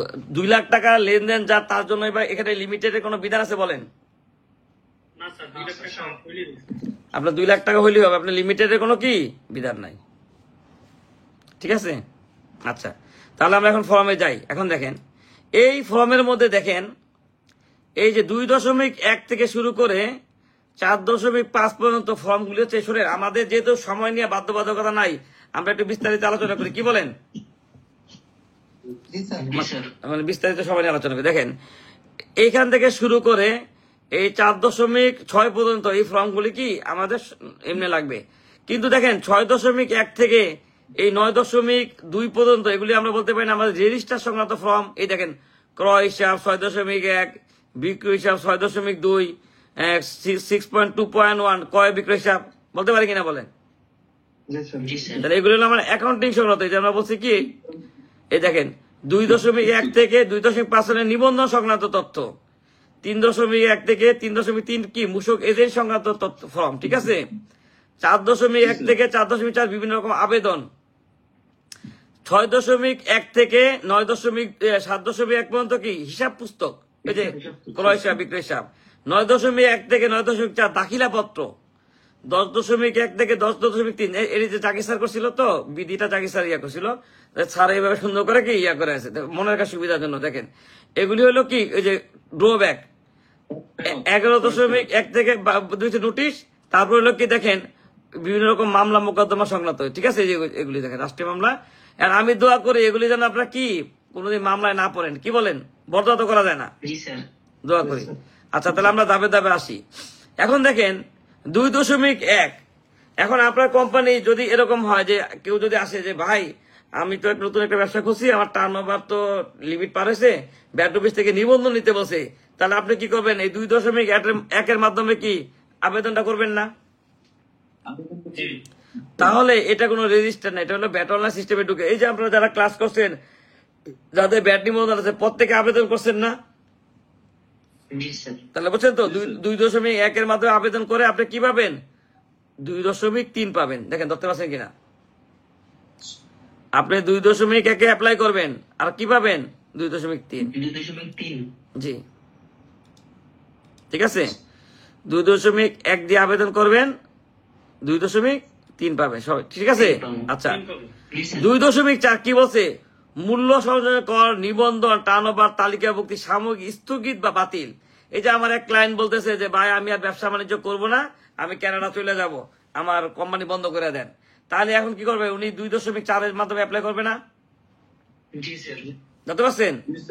এখন আপনি যদি এরকম হয় ব্যাট অ্যাডভাইজার পরীক্ষার জন্য অ্যাপ্লাই করছেন, পরের দিনই বন্ধ করতে চান, পারবেন? কারণ ওইখানে ইয়াতে ধারা 4 বলছে না, ধারা 5 বলছে যে অন্তত 12 মাস তাকে রিটার্ন জমা দিতে হবে। কি করতে হবে? অন্তত 1 বছর। তাহলে ব্যাট অফিসকে বলবে না যে ভাই 12টা রিটার্ন জমা দিয়ে আসেন। এখন আপনি যদি এরকম হয় বই মেলার জন্য খুলছিলেন, বাণিজ্য মেলার জন্য নিবন্ধনটা নিছিলেন, এখন আবার বাণিজ্য মেলায় স্টল দিবেন, তাহলে আপনি কি করতে পারেন? স্থগিত করে রাখতে পারেন না? যে আমার ব্যবসাটা আমি এখন স্থগিত রাখতেছি, আমার অফিসে কোনো কর্মকর্তা থাকবে না, রিটার্ন দেওয়ার লোক থাকবে না, আমি আবার যেদিন ব্যবসা কার্য শুরু করবো ওই দিন থেকে কি করব? রিটার্ন দিব। মানে কোম্পানি বন্ধ হয়ে গেছে, হইতে পারে না? কারণ কি? তাহলে কি জানলেন? যে এইটা জানবেন ব্যাট অফিসে কিন্তু নিয়ম আছে যে আপনি কি করলেন? কোম্পানি বন্ধ করে দিলেন, ব্যাট অফিস থেকে যদি বলে যে ভাই প্রতি মাসে ট্রেজারি দেন না কেন, তাহলে আপনারও উচিত এই কোম্পানির কার্যক্রম বন্ধ হলে ব্যাট অথরিটিকে জানানো।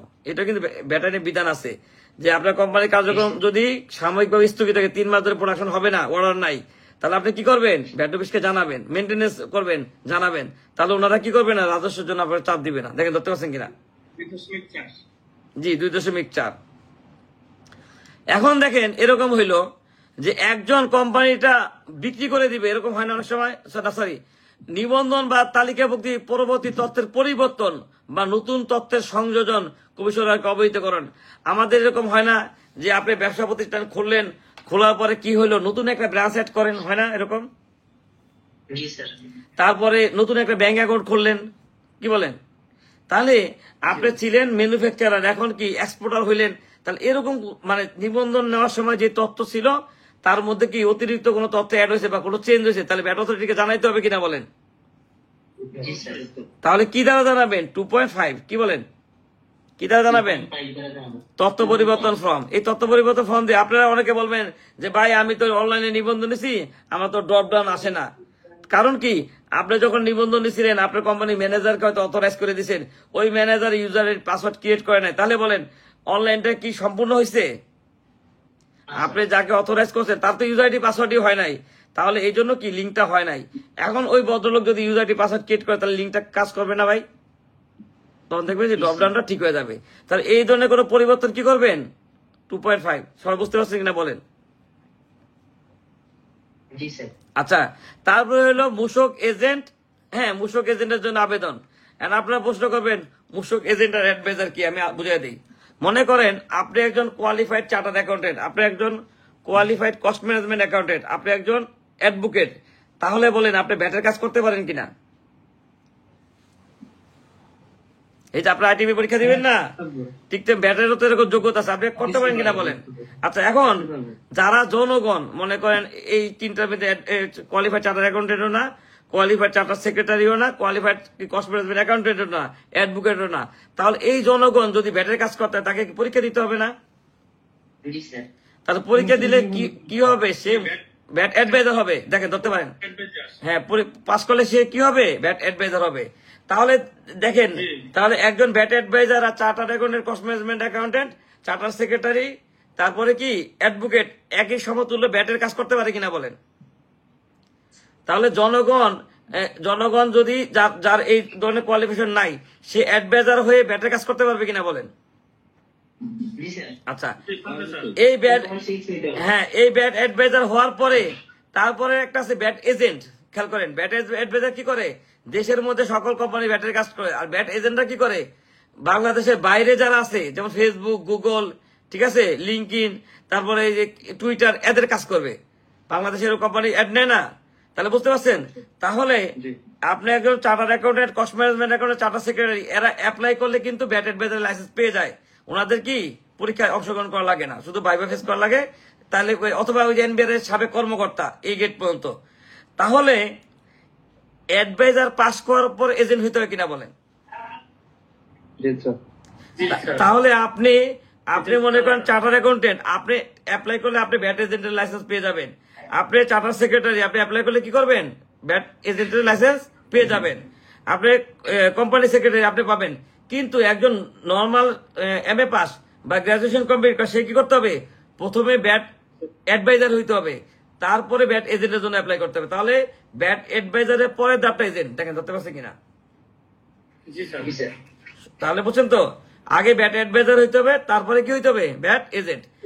তাহলে আপনি যদি মানে বৈধভাবে কোন ব্যাট এজেন্টের কাজ করতে যান, তাহলে আপনি করতে পারবেন না, কারণ আপনার এজেন্টের লাইসেন্স লাগবে।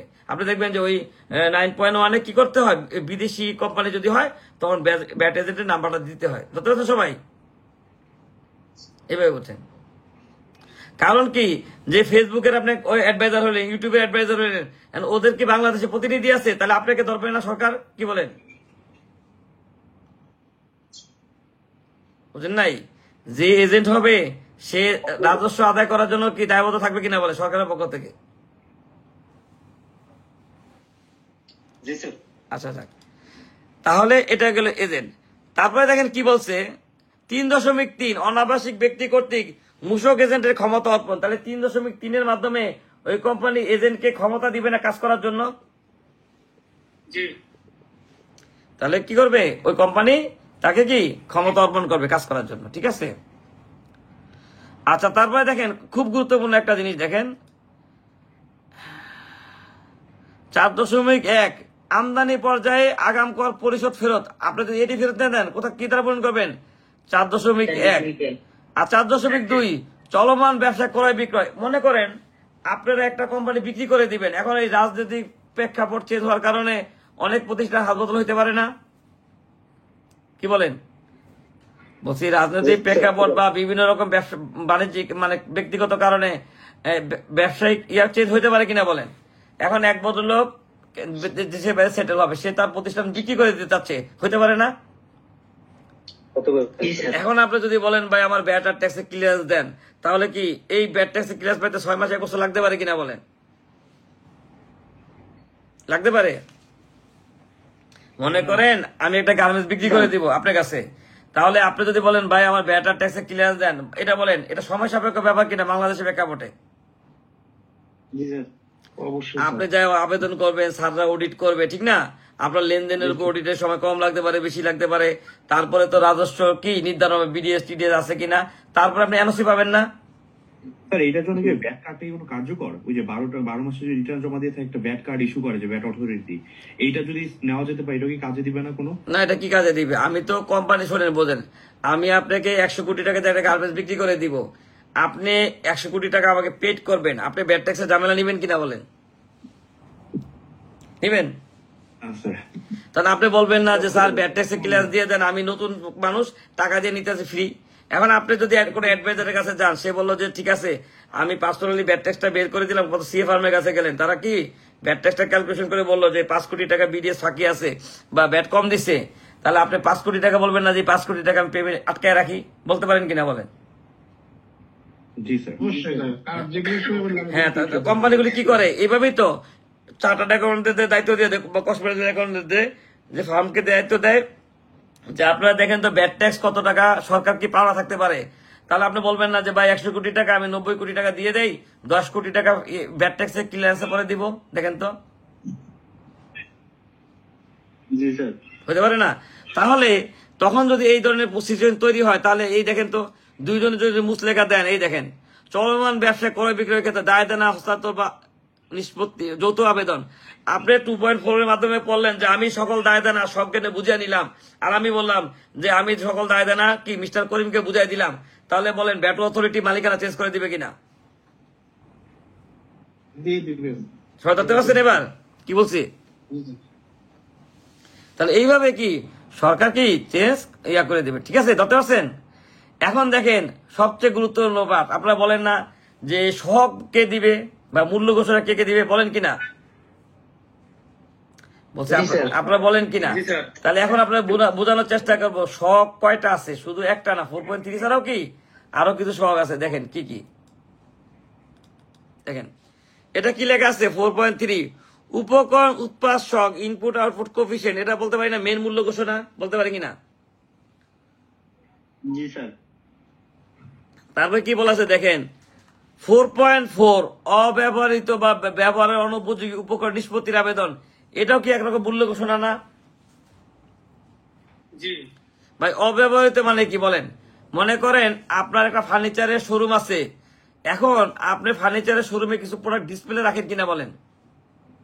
জি স্যার।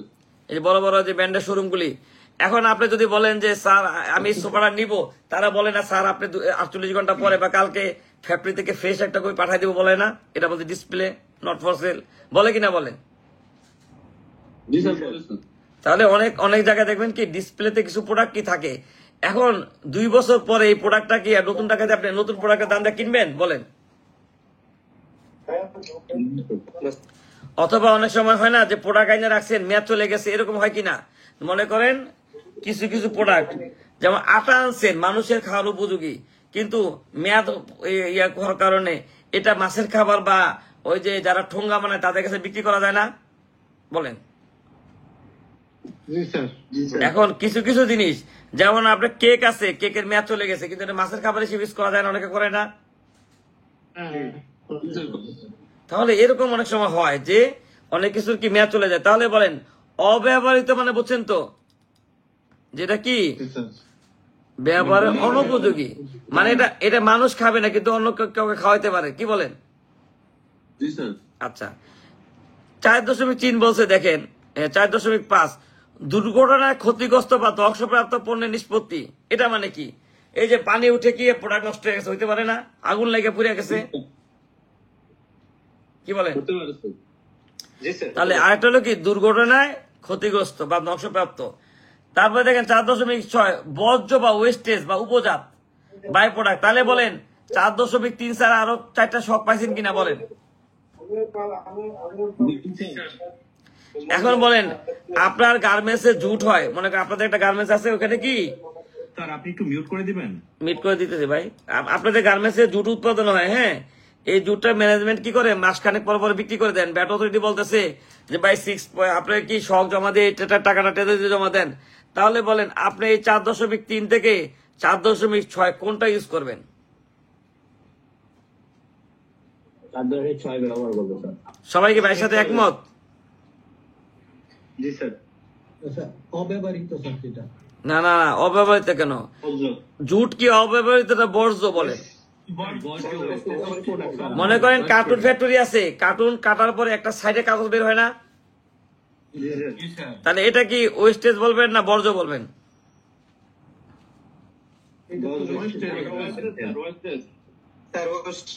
আচ্ছা ওয়েস্টেজ, এটা বর্জ্য, ওয়েস্টেজ ঠিক না? আরেকটা হলো আলকাতরা থেকে ন্যাপথালিন উৎপাদন হয়েছে, এটার জন্য শখ কোনটা দিবেন? ওটা বাই 4.6 না কি বলেন? সেই দিতে হবে স্যার এটার ক্ষেত্রে। হ্যাঁ, এখন মনে করেন আপনাদের পল্লী বিদ্যুতের মিটার উৎপাদন করেন বা ফ্যান উৎপাদন করেন, কিছু ফ্যান কি ওই যে কোয়ালিটি ইয়া হয় না, আপনারা স্ক্র্যাপ হিসাবে বিক্রি করে দিবেন, ওটার জন্য সকলটা দিবেন। ওটার জন্য স্যার 4.6 দিব স্যার। সবাই কি ওনার সাথে একমত? জি স্যার, এটা বর্জ্য হিসেবে waste করে দিবেন। 4.4 এটা 4.4 হবে স্যার, অভাবে তবে ব্যবহার অনুপযোগী। 4.4 হবে স্যার এটা। আচ্ছা, মাঝে মাঝে কিছু জিনিস একটু ইয়া লাগে। হ্যাঁ, 4.4 ঠিক আছে। এখন মনে করেন আপনি কি করলেন, ওই যে আপনার প্রোডাক্ট ছিল ইঁদুরে কাটা নষ্ট করছে, অথবা পানি ঢুকে নষ্ট হয়েছে, অথবা ওই যে ময়দার কি মেয়াদ চলে গেছে, ওইটা কোন জায়গায় দিবেন? 4.5 স্যার 4.5। আচ্ছা যাক, আপনারা এমনি বুঝছেন কিনা এটা বলেন। তাহলে এইভাবে আপনার মাথার কিডনি ইউজ করে বাই করতে পারবেন কিনা, কোনটা ইউজ করবেন? ইনশাআল্লাহ স্যার। ধরতে পারছেন সবাই কখন কোনটা দিবেন? কারণ কি ওগুলিতে কিন্তু বলা আছে যে দেখবেন যে 120 দিনের মধ্যে কর্মকর্তা সিদ্ধান্ত দিবে, তারপর এখানে দিক নির্দেশনা দেওয়া আছে যে বিষাক্ত দ্রব্য হলে কি নষ্ট করে ডিস্ট্রয় করে ফেলতে হবে। এখানে কি ওগুলিতে যায় দেখবেন, ধরতে পারছেন সবাই? জি স্যার। তাহলে এই 4.3 শুধু একটা না, কয়টা আছে? 4.5, 4.6, 4.4। হ্যাঁ, এতগুলি আছে। ঠিক আছে, শোনেন বস, ট্রেনিং করলে কিছু না কিছু তো বেশি জানা হয়, কি বলেন? আপনি 36 ঘন্টা ইনভেস্ট করতেছেন, আপনি তো কিছু না কিছু জানা উচিত, কি ঠিক না? 100% স্যার, অবশ্যই স্যার।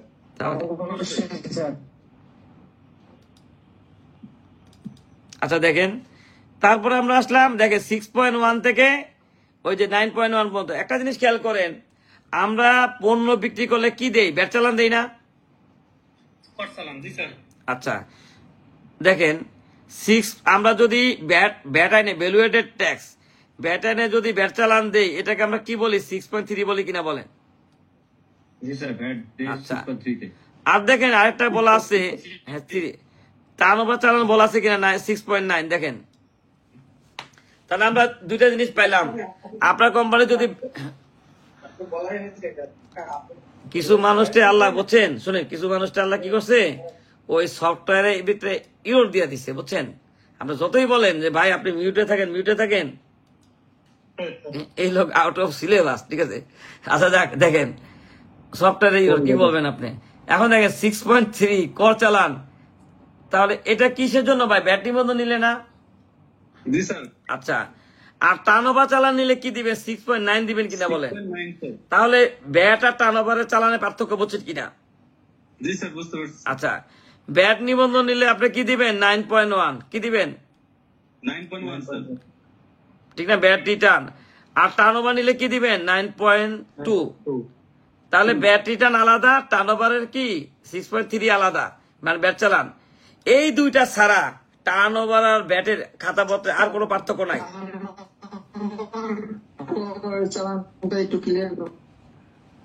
আচ্ছা করতেছি, অসুবিধা, ওয়েট করেন। আমি কি বললাম? ব্যাট নিবন্ধন নিলে ব্যাটের হার অনুযায়ী চালান দিবেন, আর টার্নওভার নিলে টার্নওভারের হার অনুযায়ী চালান দিবেন না, কি বলেন? আবার ব্যাট নিবন্ধন নিলে 9.1 দিবেন, টার্নওভার নিলে 9.2 দিবেন। এই দুইটা ছাড়া ব্যাট নিবন্ধনকারী আর টার্নওভার নিবন্ধনকারীর ক্রয় হিসাব, বিক্রয় হিসাব, সহগ সব এক। তাহলে এই দুইটা ছাড়া পার্থক্য আছে কিনা বলেন? ইন্টারভিউ বোর্ডে বা চাকরিতে যদি জিজ্ঞাসা করে তাহলে কি বলবেন?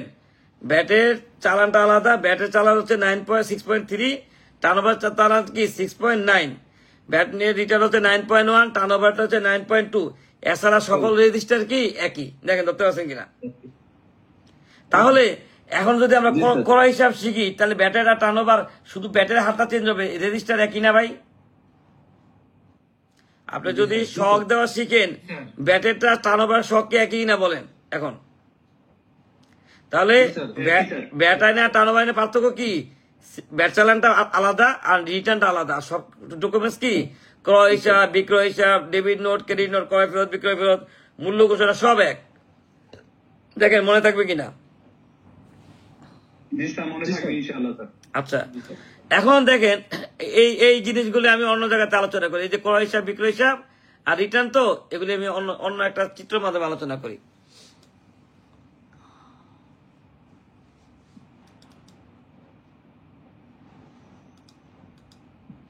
হ্যাঁ, এক ভাই যেন কি বলতে নিছিলেন?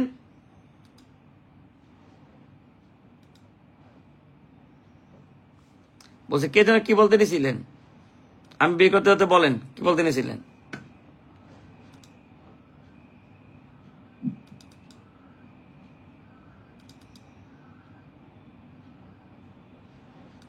স্যার টার্ন ওভার কর চালানটা টার্ন ওভার আমরা তো প্রথম ক্লাস আলোচনা করছিলাম না, কারো যদি সেলস টার্ন ওভার 30 লাখ টাকার নিচে হয়, ঠিক আছে, 30 লাখ থেকে 50 লাখ পর্যন্ত হয়, তাহলে সে বর্তমান আইনে আর কি, বর্তমান যে চেঞ্জ আসছে, সে কি টার্ন ওভার নিবন্ধন নিবে না? কি বলেন? স্যার টার্ন ওভার নিবন্ধন নিতে হবে হ্যাঁ, টার্ন ওভার নিবন্ধন নিলে তখন সে ব্যাট চালান ইস্যু করবে। সে ইস্যু করবে কি? টার্ন ওভার চালান। আমরা এটাই বলছি।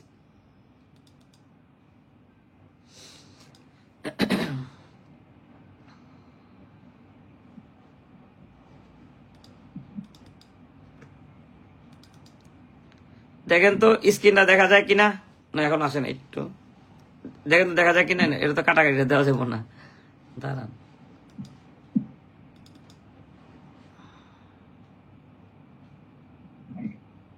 জি স্যার আসছে স্যার না আসছিল, কেটে দিছে, ওটা ওটা দাগ দেওয়া ছিল।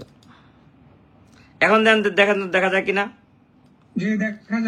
আচ্ছা দেখেন, আমরা যদি এভাবে চিন্তা করি, এই যে এবিসি ফুডস লিমিটেড একটা উৎপাদনকারী প্রতিষ্ঠান, এই কোম্পানির এটা হলো কি ফ্যাক্টরি, আর 4টা হলো সেল সেন্টার। আমরা এই আলোকে বুঝি উদাহরণ দিয়ে, তাহলে বুঝতে পারছেন তো, এটা হলো ফ্যাক্টরি আর এটা হলো কি 4টা সেল সেন্টার। তাহলে এই কোম্পানি একটা কেন্দ্রীয় নিবন্ধিত প্রতিষ্ঠান না? জি স্যার আচ্ছা, এখন আপনারা গল্প আকারে বোঝেন, খেয়াল করেন যে ভ্যাট নিবন্ধন নিছেন, খেয়াল করেন আপনি কি করছেন, ভ্যাট নিবন্ধন নিছেন, হ্যাঁ, আপনার কোম্পানি ক্রয় থাক বিক্রয় থাক, আপনি রিটার্ন জমা দিবেন না এমন কোথাও বলা আছে? না স্যার। না স্যার নিবন্ধন নিলে রিটার্ন জমা দিতে তাহলে কথা হলো কি, আপনার কোম্পানি ট্রেডিং ব্যবসায়ী হোক, আপনি উৎপাদনকারী হন, আপনি সেবা প্রদানকারী হন, আপনি সার্ভিস প্রোভাইডার হন, আপনি ফার্স্ট ক্লাস কন্ট্রাক্টর হন, আপনি অ্যাডভাইজার পরীক্ষার জন্য অ্যাপ্লাই করেন, নিবন্ধন ভ্যাট নিবন্ধন আছে মানে রিটার্ন দিবে না? জি স্যার তাহলে বাংলাদেশে যতজনের ভ্যাট নিবন্ধন আছে সবাই রিটার্ন দিবে কিনা বলেন? জি স্যার জি স্যার। তাহলে সবাই ক্লিয়ার তো? সবাই কনসেপ্ট ক্লিয়ার করেন। ব্যাট নিবন্ধন আছে মানে রিটার্ন দিতে হবে। এখন বাংলাদেশের 50% কোম্পানি কি 9.1 জমা দেয়? না স্যার এখন আমাদের চেয়ারম্যান স্যার যদি কালকে সবাইকে বলে, সব কর্মকর্তাদের বলে যে যারা রিটার্ন দেয় না, প্রত্যেক স্যারে কি করেন, তার সার্কেলে রিটার্নটা 100% জমা দেওয়া নিশ্চিত করেন, অনলাইন আর অফলাইন হোক, আপনি দেখেন রাজস্ব অনেক গুণ বেড়ে যাবে না? জি স্যার। বেড়ে যাবে কি বলেন? তাহলে আপনাদের মধ্যে কোনো স্যার যদি তাকে কালকে অ্যাপ্লাই করে দেন, সরকারের উপকার হোক। কি বলেন? আপনাদের মধ্যে থাকতে পারে কিনা স্যার? তাহলে আপনি কি করেন, খেয়াল করেন, বাংলাদেশে নিবন্ধন নিচে সবাইকে ব্যাট রিটার্ন দিতে হবে কিনা বলেন? জি স্যার। এখন আমাদের এনবিআর স্যাররা যদি অনলাইনে ক্লাসটা দেখেন, সে যদি কালকে যায় তার ডিপার্টমেন্টকে বলে যে যার আন্ডারে যত ব্যাট নিবন্ধন আছে সবাইকে কালকে থেকে বলেন এখন থেকে রিটার্ন জমা দেন, না হলে বিন বন্ধ করে দেন। কি বলেন? আবেদন করে বিন বন্ধ করেন, আপনি বিন নেওয়ার রাখার দরকার নাই। তাহলে এই সরকারের সবাই কি সিস্টেমে চলে আসবে কিনা বলেন? জি স্যার। আচ্ছা, ধারা 85 অনুযায়ী বলা আছে কিনা যে 9.1 জমা না দিলে 5,000 টাকা ফাইন? জি স্যার। এখন যদি এইভাবে 2 মাস বলার পরে তারা যদি না দেয়, স্যার যদি 5,000 টাকার ফাইনের চিঠি দিয়ে দেয়, তাহলে ওনার টনক করবে না? ভাই এখন তো ব্যাপারটা সহজ সরল না, কারণ পকেট থেকে যখন টাকা চলে যাবে তখন অ্যালার্ট হবে কিনা বলেন? ঠিক না ভাই? কি বলেন? তাহলে চিন্তা করেন 2,80,000 ব্যাট নিবন্ধন, এর মধ্যে যদি 1.5 লাখ না দেয় বা অর্ধেক না দেয়, তাহলে 5,000 টাকা করে ফাইন করে সরকারের কত টাকা রেভিনিউ? অনেক শেষ পরিমাণ। তাহলে এটা অনেকে কি কারো খেয়ালে পড়তেছে না, এত বড় গুরুত্বপূর্ণ জিনিসটা কি কারো বুঝছেন? এবার এখন আপনি আবার ট্যাক্স পেয়ার হলে আবার রাগ করতে পারেন, স্যার আপনি কি বুদ্ধি দিতেছেন নাকি? শোনেন, আমরা চাই সবাই নিয়ম কানুন বলতে থাকা। এখন যদি কালকে এনবিআর এর স্যার যদি দেখে না ইনপুট থেকে ব্যাটার আদায় করা যাচ্ছে না, বিডিএস থেকে আদায় করা যাচ্ছে না, রেভিনিউ দরকার, তাহলে কারো মাথা থেকে যদি বের হয়ে যায় যে যারা রিটার্ন দেয় না এতে 5,000 টাকা ফাইন করে দেয়, 5 বছরে কত টাকা ফাইন হয়েছে বলেন তো? কি বলেন? প্রতি মাসে যদি 12 মাসে যদি 5,000 করে কত হয় 60, তাহলে 5 বছরে 3 লাখ কিনা বলেন। জি স্যার 3 লাখ টাকা স্যার। তাহলে এখন 3 লাখ টাকা চিঠি দিয়ে ওনাকে যদি বলে ঠিক আছে মাফ করে দিব, কমিশনার মুখে বলছে কি যে ধারা 85 বলছে কমিশনার মহোদয় জরিমানা করিতে পারিবে। স্যার যদি 5 বছরের জন্য ফাইন করে বলছে ঠিক আছে 3 লাখ হয়েছে, এখন বলেন আপনি কত জমা দিবেন? কি বলেন? 1 লাখ করে আসলে সরকার রেভিনিউ উল্টাপাল্টা হয়ে যাবে কিনা বলেন? ইতিহাস চেঞ্জ হয়ে যাবে। ঠিক আছে, এখন দেখেন কোন দিন স্যাররা কি শুনেন ভাই 4.3 জমা না দেওয়ার জন্য কিন্তু চিঠি ইস্যু হয়েছে, আমার এভিডেন্স আছে। 6.10 না দেওয়ার জন্য কি চিঠি ইস্যু হয়েছে, এটা কি এভিডেন্স আছে। মাঝে মাঝে এই রিটার্ন না দেওয়ার জন্য কি আসতেছে। এখন যেই দিন দেখবেন যে আপনার পকেটে টাকা নাই, আপনি কি করেন? কে টাকা ধার নিয়েছিল তারকে চিঠি ফোন দেন না, ভাই আপনার না আমার থেকে 10,000 টাকা ধার নিয়েছিলেন 2 বছর আগে, বলেন কিনা? ঠিক তেমনি দেখবেন স্যারদের যখন রেভিনিউ আর কালেকশন হইতেছে না তখন এটা হাত দিতে পারে কিনা। তাহলে আপনার এখন থেকে সতর্ক হয়ে যাওয়া উচিত না?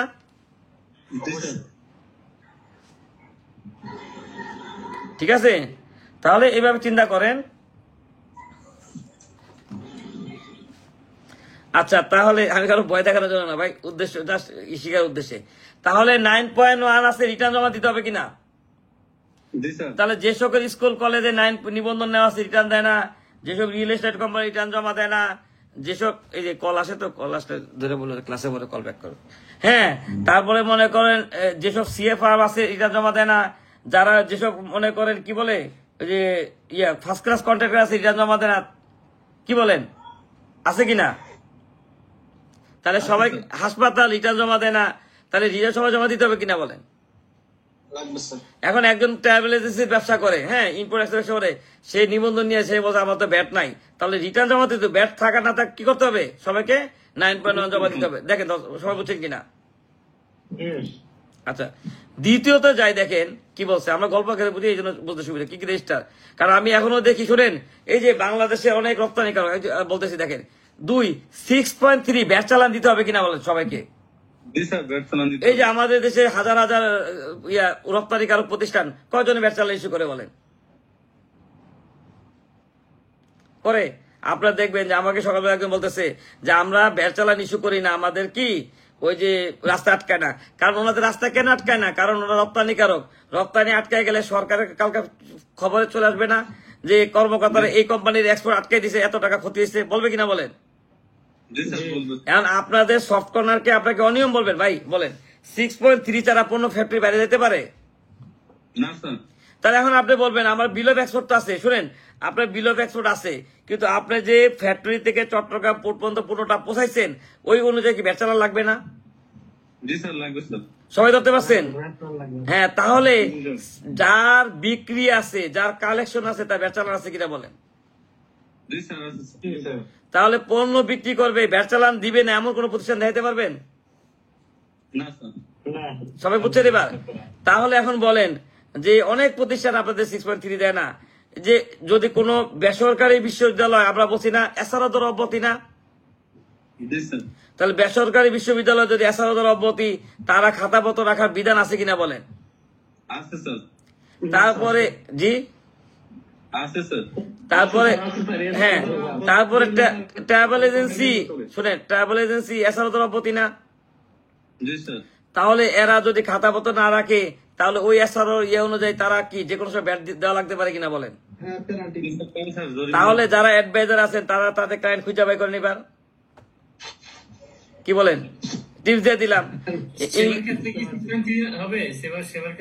আপনি বোঝেন আপনার সেলস আছে মানে 6.3 আছে না ভাই? আপনার সোজা ভাষায় বুঝি, আপনার যা সেলস আছে তার 6.3 আছে কিনা? অবশ্যই স্যার। হ্যাঁ, এখন মনে করেন, খেয়াল করেন, এখন মনে করেন যা সেলস আছে কি তার 6.3 আছে। এখন একজনের 6.3 দিল না, কিন্তু সেলস লেখা দিল ইয়ার টাকা। আচ্ছা থাক, দেখেন একজনে 6.3 ইস্যু করলো না, কিন্তু সেলস লেখা দিল কি 2 লাখ টাকা, তাহলে তার রেকর্ড ঠিক আছে বলেন?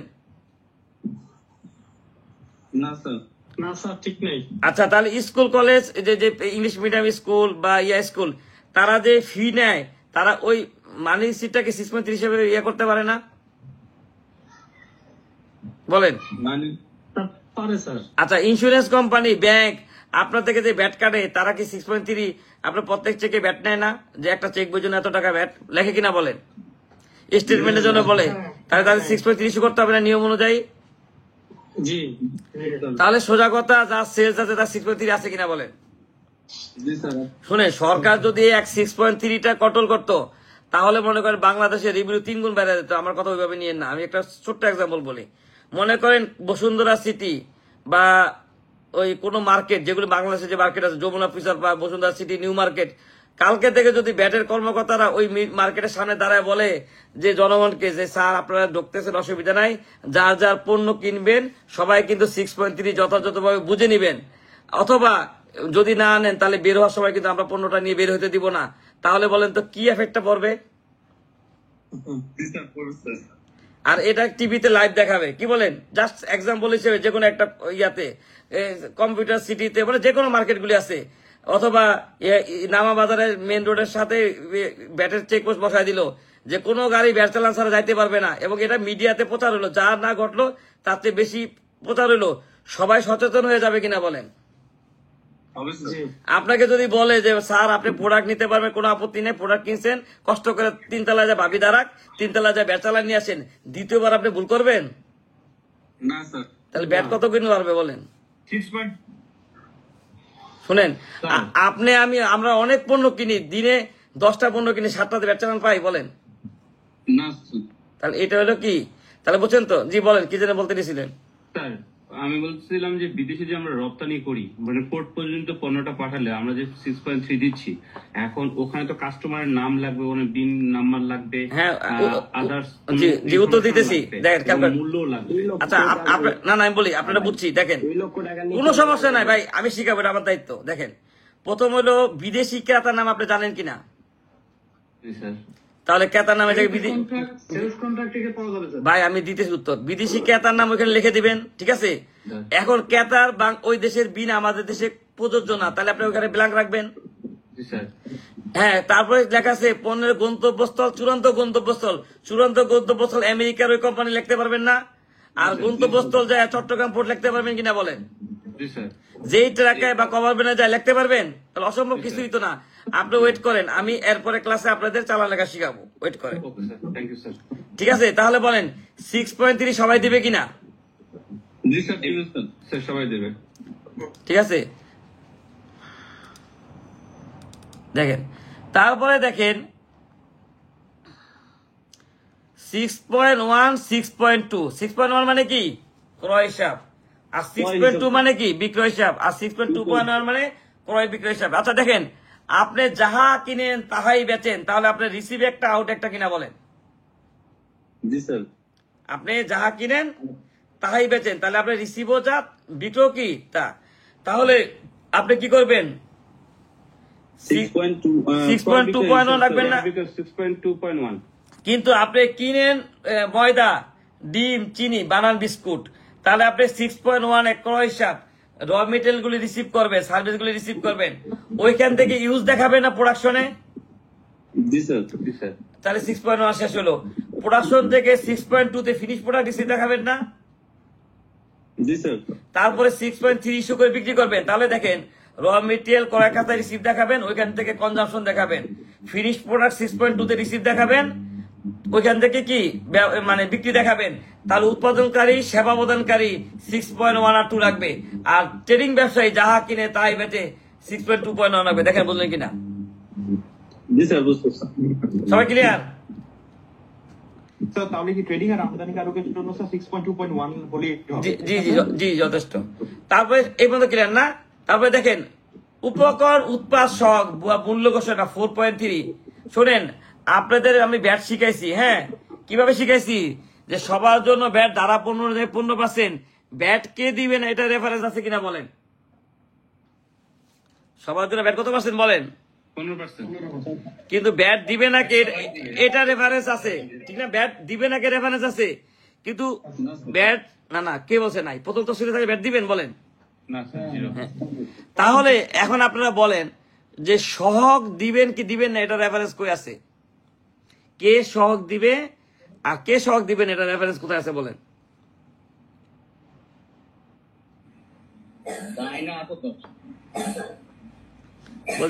রেফারেন্স সহ বলেন। বিধি 21 কি বলা আছে বলেন। আর বিধি 21 তার না না ওখানে কি বলা আছে একটু ব্যাখ্যা করে বলেন, আমরা একটু বুঝি মিলাই আপনাদের সাথে। জি স্যার মুখস্থ তো নাই স্যার, ধারাটা আচ্ছা আমি রেফারেন্স দেই, আপনারা নোট করেন, কাগজে কলমে লেখেন বিধি 21 বলা আছে লাস্ট লাইনে রপ্তানিকারক রেয়াত না নিলে সহগ দিবে না। দেখেন কি পেয়েছেন, বিধি 21 লাস্ট লাইনে বলা আছে রপ্তানিকারক যদি রেয়াত না নেয় তাহলে কি করবে না, সহগ দিবে না। দেখেন ক্লিয়ার কিনা। একটা রেফারেন্স পাইলেন, রপ্তানিকারক রেয়াত না নিলে, এটা আমি লাগাইছি, এটা ওখানে নাই। রপ্তানিকারক রেয়াত না নিলে সহগ দিবে না, কোথায় লেখা আছে, বিধি 21 একটা রেফারেন্স।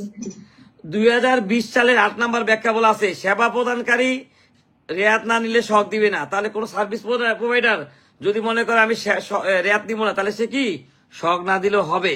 আর এই যে কয়েকদিন আগে যে একটা ব্যাখ্যা আসলো সুপার শপ যদি সহগ না দিয়ে পারবে, 3টা রেফারেন্স পাইছেন কিনা বলেন।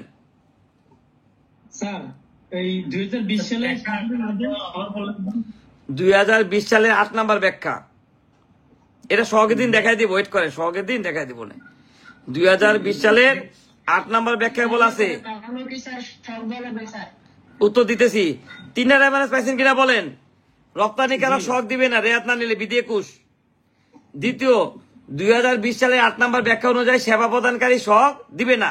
আর এই যে কয়দিন আগে যে 1 মাস আগে রেফারেন্স আসলো, 1 মাস 2 মাস আগে সুপার শপ সহগ দিবে না। এই 3টা ছাড়া আর কোন রেফারেন্স কি আপনাদের জানা আছে? বলছি এই 3টা ছাড়া আর কোন তথ্য কি আপনাদের জানা আছে? না স্যার। তাহলে এখন যদি আমি বলি ভাই এসআর নাম্বারটা মুখস্থ নেই, আমি হোয়াটসঅ্যাপে দিয়ে দিব কালকে। এই যে ইদানিং কিন্তু আসছে, ফেসবুকে আছে, আমার মুখস্থ নাই। মূল্য ঘোষণা করবে না, এটাই তো সহগ দিবে না, মূল্য ঘোষণারই নাম হচ্ছে সহগ। এখন বলেন এই 3 জন ছাড়া বাংলাদেশের সবাইকে সহগ দিতে হবে কিনা বলেন। সবাই ক্লিয়ার? তাহলে আপনি রেয়াত নিলে সহগ দেওয়া ফরজ। রেয়াত নিলে কি ধারা ফরজে আইন, ধারা 46 অনুযায়ী আপনি রেয়াত নিলে সহগ দেওয়া ফরজ, সহগ না দিলে ধারা 46 কি হবে, আপনার রেয়াত কাটা যাবে। কিন্তু আপনি রেয়াত নেন না, কিন্তু আপনি ট্রেনিং ব্যাড প্র্যাকটিস করেন, আপনাকে সহগ দিতে কি নিষেধ করছে বলেন? না, নিষেধ করে না। তাহলে ধারা 85 বলা আছে সঠিকভাবে সহগ না দিলে 10,000 টাকা জরিমানা, আর অ্যাকাউন্টিং ঠিক মতো না রাখলে 10,000 টাকা জরিমানা। তাহলে কমিশনার মহোদয় এই 2টা ফাইন আপনাকে করতে পারে কিনা বলেন। এখন এখানে বলা নাই এই 10,000 টাকা কি যে প্রত্যেক মাসের জন্য, সমস্যা নেই, প্রত্যেক মাসের জন্য না প্রত্যেক সহগের জন্য না প্রত্যেক আইটেমের জন্য, বলা আছে না। তাহলে এখন কর্মকর্তা যদি মন চায় সে বলতে পারে না প্রত্যেক আইটেমের জন্য 10,000। কর্মকর্তা যদি আরেকটু উদার হয়, না এটা আইনের গ্যাপ থাকে, হ্যাঁ যাতে আপনার বের হইতে পারেন, তাহলে সে যে কর্মকর্তা মনে হয় প্রতি মাসের জন্য, প্রতি রিটার্নের জন্য 10,000 বলতে পারে না। তাহলে বলছেন তো। এখন বলেন তাহলে রেয়াত নিলে সহগ দেওয়া ফরজ, আপনি ট্রেনিং ব্যাড প্র্যাকটিস করেন, রেয়াত দেন না, আপনি সেবা যোগানদারের সংজ্ঞা বললে তো সেবা প্রদানকারীদের মাপ পেয়ে যাবেন। কি বলেন ভাই, আমি তো সার্ভিস, কি বলেন যারা যোগানদার। কিন্তু আপনি করেন ট্রেনিং ব্যাডের পণ্য বেচা, কিন্তু আপনি যোগানদারের সংজ্ঞা বলবেন, তাহলে কাজ হবে না। তাহলে প্রথম তফসিলের পণ্য উৎপাদন করে সহগ দেওয়া লাগবে কিনা বলেন। দিতে হবে না ভাই, আমি কি বলছি যে দিবেন না প্রমাণ আছে কিনা বলেন। তাহলে দিতে হবে কিনা। এখন ব্যাপারটা হলো কি জানেন, জমিন কিনছেন দলিল নেন নাই, কি করছেন ঠিক না, আপনি জমিন কিনছেন কি করেন নাই, দলিল নেন নাই। আর সরকার চেঞ্জ হয়ে গেলে ওই নেতা যদি না থাকে জমিন বুঝা পাবেন, ওইভাবে নিয়ে না, মজা করতেছি, সাবজেক্ট 2 ঘন্টা ক্লাস করাইতেছি। তাহলে বলছেন তো শখ সবাইকে দিতে হবে, প্রথম তফসিলের পণ্যের ব্যবসা করলে শখ দিতে হবে। আপনি কি ওই যে 15% নিচে 5%, 7.5%, 10% এগুলি ব্যবসা করলে শখ দিতে হবে, ট্রেডিং ব্যবসা হইলেও শখ দিতে হবে, দিতে হবে না ভাই। এখন না দিলে কি হবে বুঝে নেন, ধারা 85 অনুযায়ী ফাইন হবে। আর একটা হলো কি যে আপনি জমিন কিনছেন কিনেন নাই, দলিল নাই। এখন কর্মকর্তা আপনাকে ডাইকা বললো ভাই 3 বছরের বিল অফ এন্ট্রি করা আসছেন না, নিয়ে আসেন। এই বিল অফ এন্ট্রিতে প্রোডাক্ট আনছেন 3 কোটি টাকার, এটি পাইছেন এত টাকা, আপনি 37 মাসে এডিশন করে এত টাকা ট্রেজারি দেন, বলতে পারে কিনা বলেন? হ্যাঁ, তখন আপনি বলবেন স্যার আমার তো 37 মাসে এডিশন হয় নাই। এখন কোন প্রুফ আছে আপনার কাছে? আছে কিনা বলেন? স্যার ফার্স্ট শিডিউল তো স্যার কেউ এগুলা মেনটেন করে না ভাই। আমরা ব্যাট শিখতে আসছি কিনা বলেন? শিখতে আসতে ঠিক আছে, হ্যাঁ, বাট এটা তো কেউ তো মেনটেন করতেছে না ভাই, কেউ মেনটেন করে না। শুনেন আমি বলি, শুনেন সবাই শোনেন, আমরা তো শিখতেছি যে স্যার ফার্স্ট শিডিউলে যেগুলো যেটা নিজের দায়িত্ব সেটা তো পালন করতে আমি বলি আচ্ছা দাঁড়ান না, আমি বলি আপনারা বলেন ঈদের সময় শপিং করেন না মার্কেটিং করেন? না, শপিং তো যারা করেন, যাদের মোটামুটি এখন বলছি দেখা বেশিরভাগ লোক এটা মার্কেটিং করতে গেছি বাংলাদেশের। জি স্যার। আপনারা বলেন জন্মদিন পালন করেন না জন্মদিবস পালন করেন? জন্মদিবস। ফেসবুকে কি লেখেন ভাই, জন্মদিন লেখেন না জন্মবার্ষিকী লেখেন? জন্মদিন। তাহলে জন্মদিন হবে না বার্ষিকী হবে ভাই? জন্মদিন স্যার। জন্মদিন কেমন দেব? মৃত্যু বার্ষিকী যদি হয়, হ্যাঁ, বিবাহ বার্ষিকী যদি হয়, জন্মবার্ষিকী হওয়ার কথা না? কি বলেন? তাহলে শোনেন, সবাই যদি ভুল করে তাহলে আমরা কি বুলেটটা দিয়ে থাকবো? আপনি বলেন, আপনাদের যে যারা রিটার্ন দেয় বাংলাদেশের 95% লোকের রিটার্ন ওই সিএ রিপোর্টের সাথে মিলবে? তাহলে কি এটা কি সঠিক? আপনার যদি ব্যাট অফিসে স্যারে যদি বলে যে কালকে আপনার অফিসে যাব, এই দেশের 95% লোকের পালপিটেশন পেশা বেড়া যাব না? তাহলে বলছেন, তাহলে এটা কি সঠিক? তাহলে আমরা আসছি শিখতে। কি বলেন? আমরা আসছি কি শিখতে? এটা আমরা বলি যে ধরেন যে এখানে তো কর দায় নেই, সেখানে তো আমার স্যার আইনের ভুল না, আমাদের মানে আমরা ভুল করছি। বস, আইনের ভুল না, আইন ঠিক আছে। শোনেন, আইনের ভুল না, ঠিক আছে, এটা বলতে পারেন। সরকারে এটা আমার এবার বলা ঠিক কিনা আমি জানি না। সরকারের এটা নিয়ে কিছু পাবলিসিটি দরকার ছিল, কি বলে, সচেতনতার দরকার ছিল, যে জনগণকে কিছু বুকলেট টুকলেট দিত, আগে দেখতাম মাঝে মাঝে ছিল। অথবা সরকার যদি বিভিন্ন মানে আছে না বিজ্ঞাপন বা বিভিন্ন ডকুমেন্টারি করে কি জনগণকে অবহিত করতো, তাহলে জনগণ জানতে পারতো। বুঝেন নাই? আমার মনে হয় এখানে কি কিছু পদক্ষেপ নেওয়া যাইতে পারতো। সবাই কি বলেন? আপনি মনে করেন ব্যাট নিবন্ধনের পিছনে যদি ট্রেড লাইসেন্সের মতো লিখে দিত যে প্রতি মাসের রিটার্ন পরবর্তী মাসে 15 তারিখের মধ্যে দিতে হবে, না হলে 5,000 টাকা জরিমানা, নিয়মিত শক দিতে হবে, এরকম করে একটা নির্দেশনা দিয়ে দিতে পারতো না? আচ্ছা, এখন আমি আমার এক স্যারকে বলছিলাম, সে বলছিল তুমি এনবিআর এর লোকটা, তুমি এত পণ্ডিতি করো কি কারণে? এজন্য আমি কি সব জায়গায় পণ্ডিতি করি না, আপনাদের বুঝাই দিতেছি। কি বুঝছেন? বুঝেন নাই? এক বড় স্যারই বলছে, হ্যাঁ, নাম বললাম না, স্যারটা শ্রদ্ধা রেখে বলতেছি, স্যার বেয়াদবি নিয়ে না যদি শুনে থাকেন। তাহলে সে বলছে যে তুমি ছোট মানুষ এত পণ্ডিতি করো কি কারণে? তুমি তোমার জায়গায় থাকো, তোমার ঘরে গড়ায় ধরে নাকি কেউ? এই জন্য আমি কি করছি, নীরবে আপনাদের শিখাই দিতেছি, আপনারা শিখেন। ঠিক আছে? তাহলে বলেন শখ সবাইকে দিতে হবে কিনা? শোনেন, বিদ্যা শিখবেন, কোম্পানির নিয়ম অনুযায়ী আমল করবেন। আচ্ছা দেখেন, 6.6 এটা হলো উৎসকর্তনের প্রত্যয়নপত্র। আপনার কোম্পানি যদি উৎসকর্তনকারী হয় তাহলে আপনি 6.6 ইস্যু করবেন কিনা বলেন? আচ্ছা, আপনার কোম্পানি যদি কিনে তাহলে ক্রয় ফেরত থাকতে পারে না? ঠিক অনুরূপ আপনার কোম্পানি যদি বিক্রি করে বিক্রয় ফেরত থাকতে পারে কিনা বলেন? তাহলে ক্রয় ফেরত বিক্রয় ফেরত থাকলে debit note credit note issue করবেন না? আচ্ছা, না আজকে ওই 7টা মানে ইয়ে হয়ে গেছে, 15 বেজে গেছে তো কোশ্চেন আনসার। আমি এটা দ্রুত শেষ করে নেক্সট ক্লাস এখান থেকে শুরু করবো, ঠিক আছে? দেখেন, এই যে কোম্পানি, এই যে এবিসি ফুডস লিমিটেড, এখানে Dhaka depot, Rajshahi depot, Sylhet depot, Barishal depot, এক ডিপো থেকে আরেক ডিপোতে পণ্য হস্তান্তর করে ট্রান্সফার চালান দিবে না, যদি কেন্দ্র নিবন্ধিত হয়? আচ্ছা, এই কোম্পানি টম এন্ড জেরির সাথে কন্ট্রাক্ট ম্যানুফ্যাকচারিং করেন, বলেন এবিসি যদি টম এন্ড জেরিকে র মেটেরিয়াল মানে কিছু লোন দেয় যে ভাই তুমি এই র মেটেরিয়াল নিয়ে প্রোডাক্টটা বানায় দাও, তাহলে কি চালান ইস্যু করবে? 6.3 না 6.4? 6.4 ইস্যু করবে, ঠিক না? আচ্ছা, হ্যাঁ। আর এই টম এন্ড জেরি যদি আপনাকে প্রোডাক্ট ফেরত দেয় তখন কি দিবে? 6.3 দিবে স্যার। টম এন্ড জেরি 6.3 দিবে না ভাই?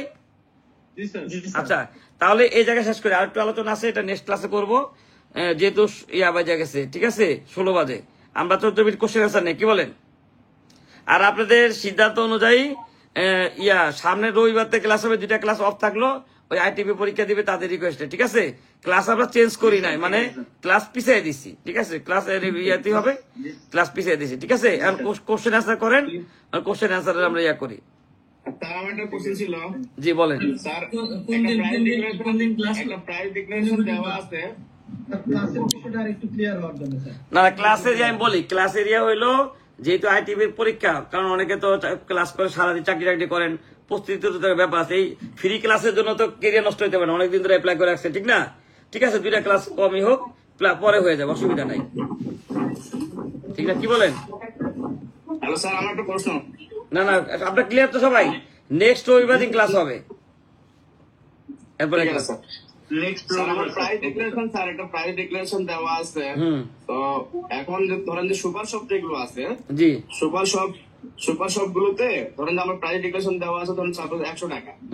তো সেখানে আমার প্রাইস সুপার শপে 103 টাকা রেটে বিক্রি করবো। তো পার্সেস অর্ডার আছে 103 টাকা করে। তো আমি স্যার এই ক্ষেত্রে কি প্রাইস ডিক্লারেশন আবার একটা দিব? আচ্ছা, আপনি দেখেন আপনি কোন জায়গায় পাইছেন যে প্রাইস ডিক্লারেশন অনুযায়ী আপনি পণ্য ব্যস্ত হবে?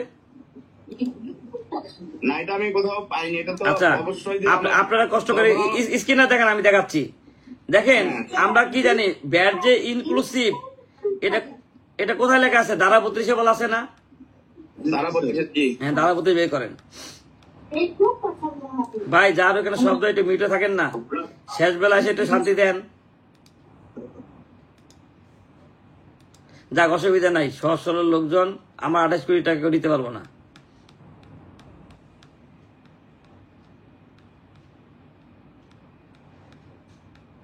দেখেন ধারা 32 কি বলা আছে? 1 কোটি আমি নিব স্যার। নিয়ে অসুবিধা না, আমি কি একলা নিবো নাকি? বাগবাটকা নিবো। দাঁড়ান, আমরা কি বিধিমালা আছি না দাঁড়াতে আছি? বিধিমালা, সরি, বিধিমালা চলে গেছি, দাঁড়াতে যাবো।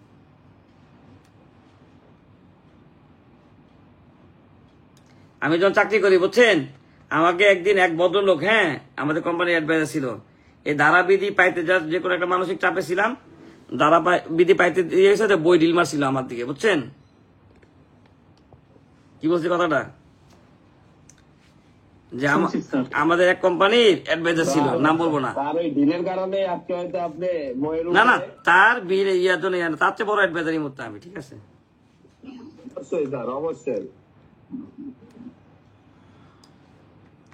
না বলি আর কি, এগুলি যে মানুষ আপনাকে বাস দিবে, ঠিক আছে, এটাকে আপনি মই বানায় উপরে উঠে দেবেন। বাপের উপরেও তো বাপ থাকে স্যার। না না, ওইটাই বলে। দেখেন ধারা 32 কি বলছে? করযোগ্য সরবরাহের মূল্য নির্ধারণ বলছে কিনা বলেন? শব্দটা কি বলছে বলেন? হ্যাঁ, করযোগ্য সরবরাহের মূল্য কিভাবে নির্ধারণ করবেন? দেখেন এখানে কি বলছে, এখানে বলছে দেখেন, এই দ্বারা বিধানটি সাপেক্ষে কোন করযোগ্য সরবরাহ পণ হইতে, সরবরাহ পণ মানে কি ভাই? যে টাকা পাইছেন না আপনার অ্যাকাউন্টে, আপনার অ্যাকাউন্টে যে টাকা ঢুকছে, সরবরাহের পণ হইতে উক্ত পণে কর ভগ্নাংশ মানে কি? আমরা বলছি না R/100 প্লাস আর, কি বলেন? তাহলে ব্যাটের হার যদি 15% হয়, 115 ভাগের 15। দেখেন, কর ভগ্নাংশের সমপরিমাণ অর্থ বিয়োগ করিয়া যাহা পাওয়া যাবে তাই সরবরাহ মূল্য। তাহলে আমি যদি বলি আপনি 200 টাকা একটা পণ্য বিক্রি করছেন, 200 টাকাকে 115 দিয়ে ভাগ দিয়ে 15 দিয়ে গুণ দিবেন, তাহলে ব্যাট বেড়াবে না? তাহলে ব্যাট বেড়ালে বাকিটা ভ্যালু না ভাই? তাহলে আপনার শোনেন, সহগ অনুযায়ী কি মূল্য আপনাকে পণ্য ব্যস্ত হবে বলেন? না না না, এটা তো কখনোই না স্যার, এটা ধরতে পারছেন? তাহলে এখন স্যাররা যেটা কই পাইছে আর এটা যে কই বলছে, এটা জানেন? এক জায়গায় বলা আছে ধারা 46 যে উপকরণের মূল্য, ক্রয় মূল্য 7.5% আজ বৃদ্ধি হলে সহগ দিতে হবে, কিন্তু বিক্রয় মূল্য চেঞ্জ হলে যে সহগ দিতে হবে এটা কোথায় নাই। তবে হ্যাঁ, আরেকজন রেফারেন্স দেখাবেন 4.3 নিচে একটা লাইন আছে, এটা হচ্ছে প্রিন্টিং মিস্টেক, কি বলেন? নাহলে ধারা 32 সাথে সাংঘর্ষিক না কথাটা? অবশ্যই সাংঘর্ষিক, হ্যাঁ স্যার, এই জন্যই বলতেছিলাম। তাহলে আপনি এইভাবে বোঝেন, এক কোম্পানির ডিলার রেট, হোলসেল, রিটেল থাকতে পারে না? 2টা রেট থাকতে পারে না? অবশ্যই স্যার, অবশ্যই থাকতে পারে। তাহলে এখন আপনি সহগ দিলে 14 টাকা করে পণ্য বেচেন, এখন আমি বললাম যে ভাই আমরা ট্রেডিং করব, আমরা 10,000 পিস নিব, এখন আপনি 12 টাকা করে দেন, এখন আপনি বলেন না ভাই আমার শখ নাই, বেচতে পারবে পণ্য? না, অবশ্যই পারবো, তাহলে দিতে পারবো। কোম্পানিরা কি করে, অনেক সময় বলে না 12টার সাথে 2টা ফ্রি, ওই অনেক সময় ডেট কমে যায় না, পণ্যের ডেট 1 মাস আছে, আর তাড়াতাড়ি করে না যে বাই 1 গেট 1 ফ্রি, কি বলেন? তাহলে ওই লোক শখ দিতে পারবে? এরকম অনেক সময় অনেক কি হয় যে আমাদের কিছু ক্লায়েন্ট আছে সোনারগাঁতে একরকম রেটে সাপ্লাই দেয়, রেডিসন একরকম সাপ্লাই দেয়, আবার খোলা বাজার একরকম বিক্রি করে, তাহলে হয়তো হতে পারে না এরকম, এইভাবে চিন্তা করে। আচ্ছা, তো আলাদা করে তো আমার দেওয়ার প্রয়োজন নেই স্যার। না না, আপনি শখ দিবেন, শুনেন এই যে বলছি, শখ দিবেন সারের মতো, পণ্য বেচবেন নিয়ম মতো। কথা ঠিক আছে, থ্যাংক ইউ স্যার। আচ্ছা শুভময় ভাই বলেন। বারবার একজনের ক্যামেরায় দেখা যাচ্ছে, একটু কাইন্ডলি সে যদি না আসে সেটা ভালো হয়। আচ্ছা ভাই, আপনার ক্যামেরাগুলো ইয়া করে দেন না, এখন কোশ্চেনের সাথে থাকলে সমস্যা নাই। শুভময় ভাই বলেন। স্যার জি, এই যে যেগুলো স্যার ওই ভ্যাটযুক্ত পণ্য, ওগুলো কি সরবরাহ মূল্য বলা যায়? আর যেগুলো অব্যাহতিপ্রাপ্ত পণ্য, মানে ওইটা কি বিক্রয় মূল্য না? আচ্ছা ভাই শুনেন, আমি বলি শুনেন, আপনি ব্যাটযুক্ত পণ্যের মূল্য 200 টাকা, 200 টাকাতে ব্যাট বাই করবেন। ব্যাট ছাড়া পণ্যের মূল্য 200 টাকা, ব্যাট বাই করবেন না, তাহলে তো ঘুরে ফেরাতে একই কথা, ব্যাট জিরো। না স্যার, একটা সরবরাহ মূল্য আর ওই ভাই শুনেন, বুঝছি তো, যারটা ব্যাট আছে সরবরাহ মূল্য থেকে ব্যাট বাদ দিলে বিক্রয় মূল্য বের হবে, যারটা ব্যাট নাই তার সরবরাহ মূল্যই তো বিক্রয় মূল্য। জি স্যার, এবার বলছেন, ঠিক আছে। তারপর রকি ভাই বলেন। হ্যালো, জি বলেন। স্যার যে যখন প্রথম আলোচনা হয়েছিল যে অ্যালুমিনিয়াম পাতিল যে সংগ্রহ করে, তাদের কাছ থেকে যদি আমি কোন লিমিটেড কোম্পানি অ্যালুমিনিয়াম পুরনো পাতিল মানে ক্রয় করা হয়, তখন কি ভিডিএস এর? আচ্ছা, এখন আমি বলি, প্রথম হলো ওই লোক 6.3 দিছে কিনা বলেন। না, উনি তো স্যার হেঁটে কিনছে ওনার কাছ থেকে লিমিটেড কোম্পানি। আচ্ছা সবাই বুঝেন, খেয়াল করেন, উনি যদি 6.3 নিত তাহলে আমরা বলতে পারতাম না এটা এসারতের অব্যতি, এবং উৎসকর্তনে এসারতে বলা আছে যে যোগানদার হিসেবে যে অব্যতিগুলি আছে এগুলি বিডিএস কাটতে হবে না। সবাই কি বলেন? তাহলে এই অনুযায়ী এটাতে ভ্যাট নাই। কিন্তু আমাদের এই বাইস যখন বছর শেষে অডিট হবে তখন এই ক্রয় সাপেক্ষে কোনো পেপার দেখাইতে পারবে না স্যার। তখন যদি আমি ব্যাট কর্মকর্তা হই, ধরেন আমি ওই মুহূর্তে ব্যাট কর্মকর্তা, আমি কি ওনাকে সাথ দিব বলেন? আমি বলবো না যে আপনি 6.3 দেখান, জিরো মানে ব্যাট ছাড়াই 6.3 দেখান, আমি ইয়া করবো, যেগুলি দেখাইতে পারবেন এগুলি ব্যাট দেওয়া লাগবে। দেখাতে কথা যুক্তি আছে কিনা? যদি ট্রেডিং হিসেবে কিনা লোকাল মার্কেট থেকে কিনি ব্যাট চালান ছাড়া, সেই ক্ষেত্রে আমি তো এটাই বলছি, বোঝেন আগে শেষ করি, সবাই বোঝেন যে ওনার এটা অব্যাহতি। এখন আমি অডিট করার সময় খাত অনুযায়ী ব্যাট চালান দাবি করতে পারি কিনা যে আপনার অব্যাহতিপূর্ণ 2 কোটি টাকা 6.3 আমাকে দেখান। কারণ উৎসকত নেশার বলছে চালান ছাড়া কেনা যাবে না, চালান ছাড়া বেচা যাবে না। বলেন 6.3 ছাড়া কি করা যাবে না? কেনাও যাবে না, বেচাও যাবে না। এখন আমি যদি এই ধরি যে আপনি আমাকে 6.3 দেখান বা ট্রেজারি চালান দেখান অথবা ব্যাট টাকা জমা দিতে হবে, আমি মানবো না। আপনি কোন জায়গায় পার পাবেন বলেন? তাহলে একটা হলো কি, এখন কর্মকর্তা এটা খেয়াল করে নাই, সরল বিষয়ে ছেড়ে দিচ্ছে, সে ভালো করে চেক করে নাই, আপনি ছেড়ে গেছেন, তাহলে এটা কি উদাহরণ বলা যাবে বলেন? এটা হলো আপনার লাখ, কি বলেন? 100% যদি কমপ্লায়েন্স হয় তাহলে কি আপনার টাকাটা দিবে? শুনেন, আমার কাছে এমন রেকর্ড আছে যে এক কোম্পানি ওই মানে সাপ্লাই দিচ্ছে যোগানদার হিসেবে, বিল পাইছে জানুয়ারি মাসে, 6 মাস পরে কি 6.6 পাইছে। এটা সমন্বয় করছে ওই কর্মকর্তা অডিট ব্যাংক স্টেটমেন্টের সাথে মিলায় বিডিএস কাটা দিছে, মানে 6.6 কাটা দিছে। এই রেকর্ড আমার আছে, এগুলো তো প্রকাশে বলা যাবে না। তাহলে এখন আপনার কপালে হয়তো এই অডিট পরে না এখনো, কি বলেন? বুঝতে পারছেন? অলরেডি কিন্তু আমার কাছে প্রুফ আছে, কারণ আমরা তো জানেন যে বড় লেভেলে কাজ করি। তাহলে যদি কোনো কর্মকর্তা বলে ভাই ঠিক আছে ব্যাংক স্টেটমেন্ট নিয়ে আসেন, এই যে আপনি জানুয়ারি মাসে সেল দেখাইছেন, এটা সমন্বয় করছেন নভেম্বরে, এটার পেমেন্টটা কবে ঢুকছে, 3 মাসের মধ্যে যদি 6.6 না পান আমি কাটা দেবো, বলতে পারি কিনা বলেন? উৎসকতনের এসারতে বলা আছে 6.6 প্রাপ্তি সাপেক্ষে সমন্বয় করিতে হইবে। এখন যদি ভদ্রলোক বলে ভাই আপনি ট্রেজারি চালান দ্বারা সমন্বয় করছেন, আপনার 6.6 নাই, আমি কেটে দিব, বলতে পারি কিনা বলেন? তাহলে আপনি রেয়াত নিছেন, ব্যাংকিং চ্যানেলে টাকা দেন নাই, দাঁড়া লিস্ট আলোচনা করবো, তাহলে শুনেন আমাদের অনেকের গ্যাপ আছে, বুঝছেন? এগুলি যদি ধরে না তাহলে দেখবেন যে কি ব্যবসা করতে পারবেন না, কারণ কর্মকর্তাদের ভুল ত্রুটি বের হয়ে যাবে তখন, বুঝছেন? আচ্ছা যাক, কেউ ওইভাবে নিয়ে না, আমি বোঝানোর সুবিধার্থে বলছি আর কি, শিখানোর জন্য। আচ্ছা মাহবুব ভাই বলেন। স্যার আমি তো প্রশ্নটা করতে পারলাম না স্যার। বলেন, শুধু দিলাম তো। স্যার ওই আমি একটা নতুন বিজনেস শুরু করছি, ধরেন 2022-এ শুরু করছি, তখন আমি টিনও নিছি, বিনও নিছি। আমার কোনো ব্যবসায়িক কার্যক্রম এই পর্যন্ত হয়নি। মানে আমি এক্সপোর্ট করার জন্য ওইটা করছিলাম, কিন্তু আমি কোনো কিছু পারচেজও করি নাই, সেলও করি নাই। সেক্ষেত্রে তো আমার কোনো রিটার্নের কোনো কিছু নাই না। আপনি জি বলেন, সমস্যা হবে কিনা? আপনি প্রতি মাসে, না সবই বুঝছি, আপনি প্রতি মাসে রিটার্ন শূন্য রিটার্ন জমা দিয়ে দেন। যদি স্যার বিজনেস না করতে চাই, বস আপনি বিজনেস করেন আর না করেন, ভ্যাটের নিয়ম হচ্ছে আপনি নিবন্ধন নিছেন, আপনি একটা রিটার্ন প্রতি মাসে জমা দিতে হবে, এটা হচ্ছে আইন। না হলে 5,000 টাকা করে ফাইন। আপনি অনলাইনে ঢুকে ইউজার আইডি পাসওয়ার্ডটা দিয়ে শূন্য রিটার্ন করে প্রত্যেক রিটার্ন জমা দিয়ে এখন থেকে খালি জাস্ট ব্ল্যাঙ্ক রিটার্ন জমা দিতে থাকেন। এটা হলে মানতে হবে আপনাকে, হাজিরা দিতে হবে আর কি ভ্যাটের ইয়াতে এসে। আচ্ছা, যতদিন পর্যন্ত আমি বিজনেসটা বন্ধ না করি। হ্যাঁ, তাহলে এক কাজ করে সবগুলো রিটার্ন দিয়ে আপনি হয়, এখন যদি এরকম হয় যে ভবিষ্যতে বিজনেস করার ইচ্ছা আছে, তাহলে আপনি ওই শূন্য রিটার্ন চালাই যাবেন। আর যদি মনে করেন না ব্যবসা বাণিজ্য করবো না, এটা শখের বসে নিছিলাম, তাহলে অ্যাপ্লাই করে বন্ধ করে দেন, তাহলে প্রত্যেক মাসে পেন নেওয়া লাগবে না। আচ্ছা, আর একটা কথা স্যার, এই যে মূসক 6.6 এর ক্ষেত্রে আমরা যখন ট্রেডার, মূসক 6.6 সার্টিফিকেট অনেকে অনেক পরে দেয়। ওনারা জমা দিয়ে দিছে, ধরেন জানুয়ারি মাসে জমা দিছে, এপ্রিল মাসে আমাকে দিচ্ছে।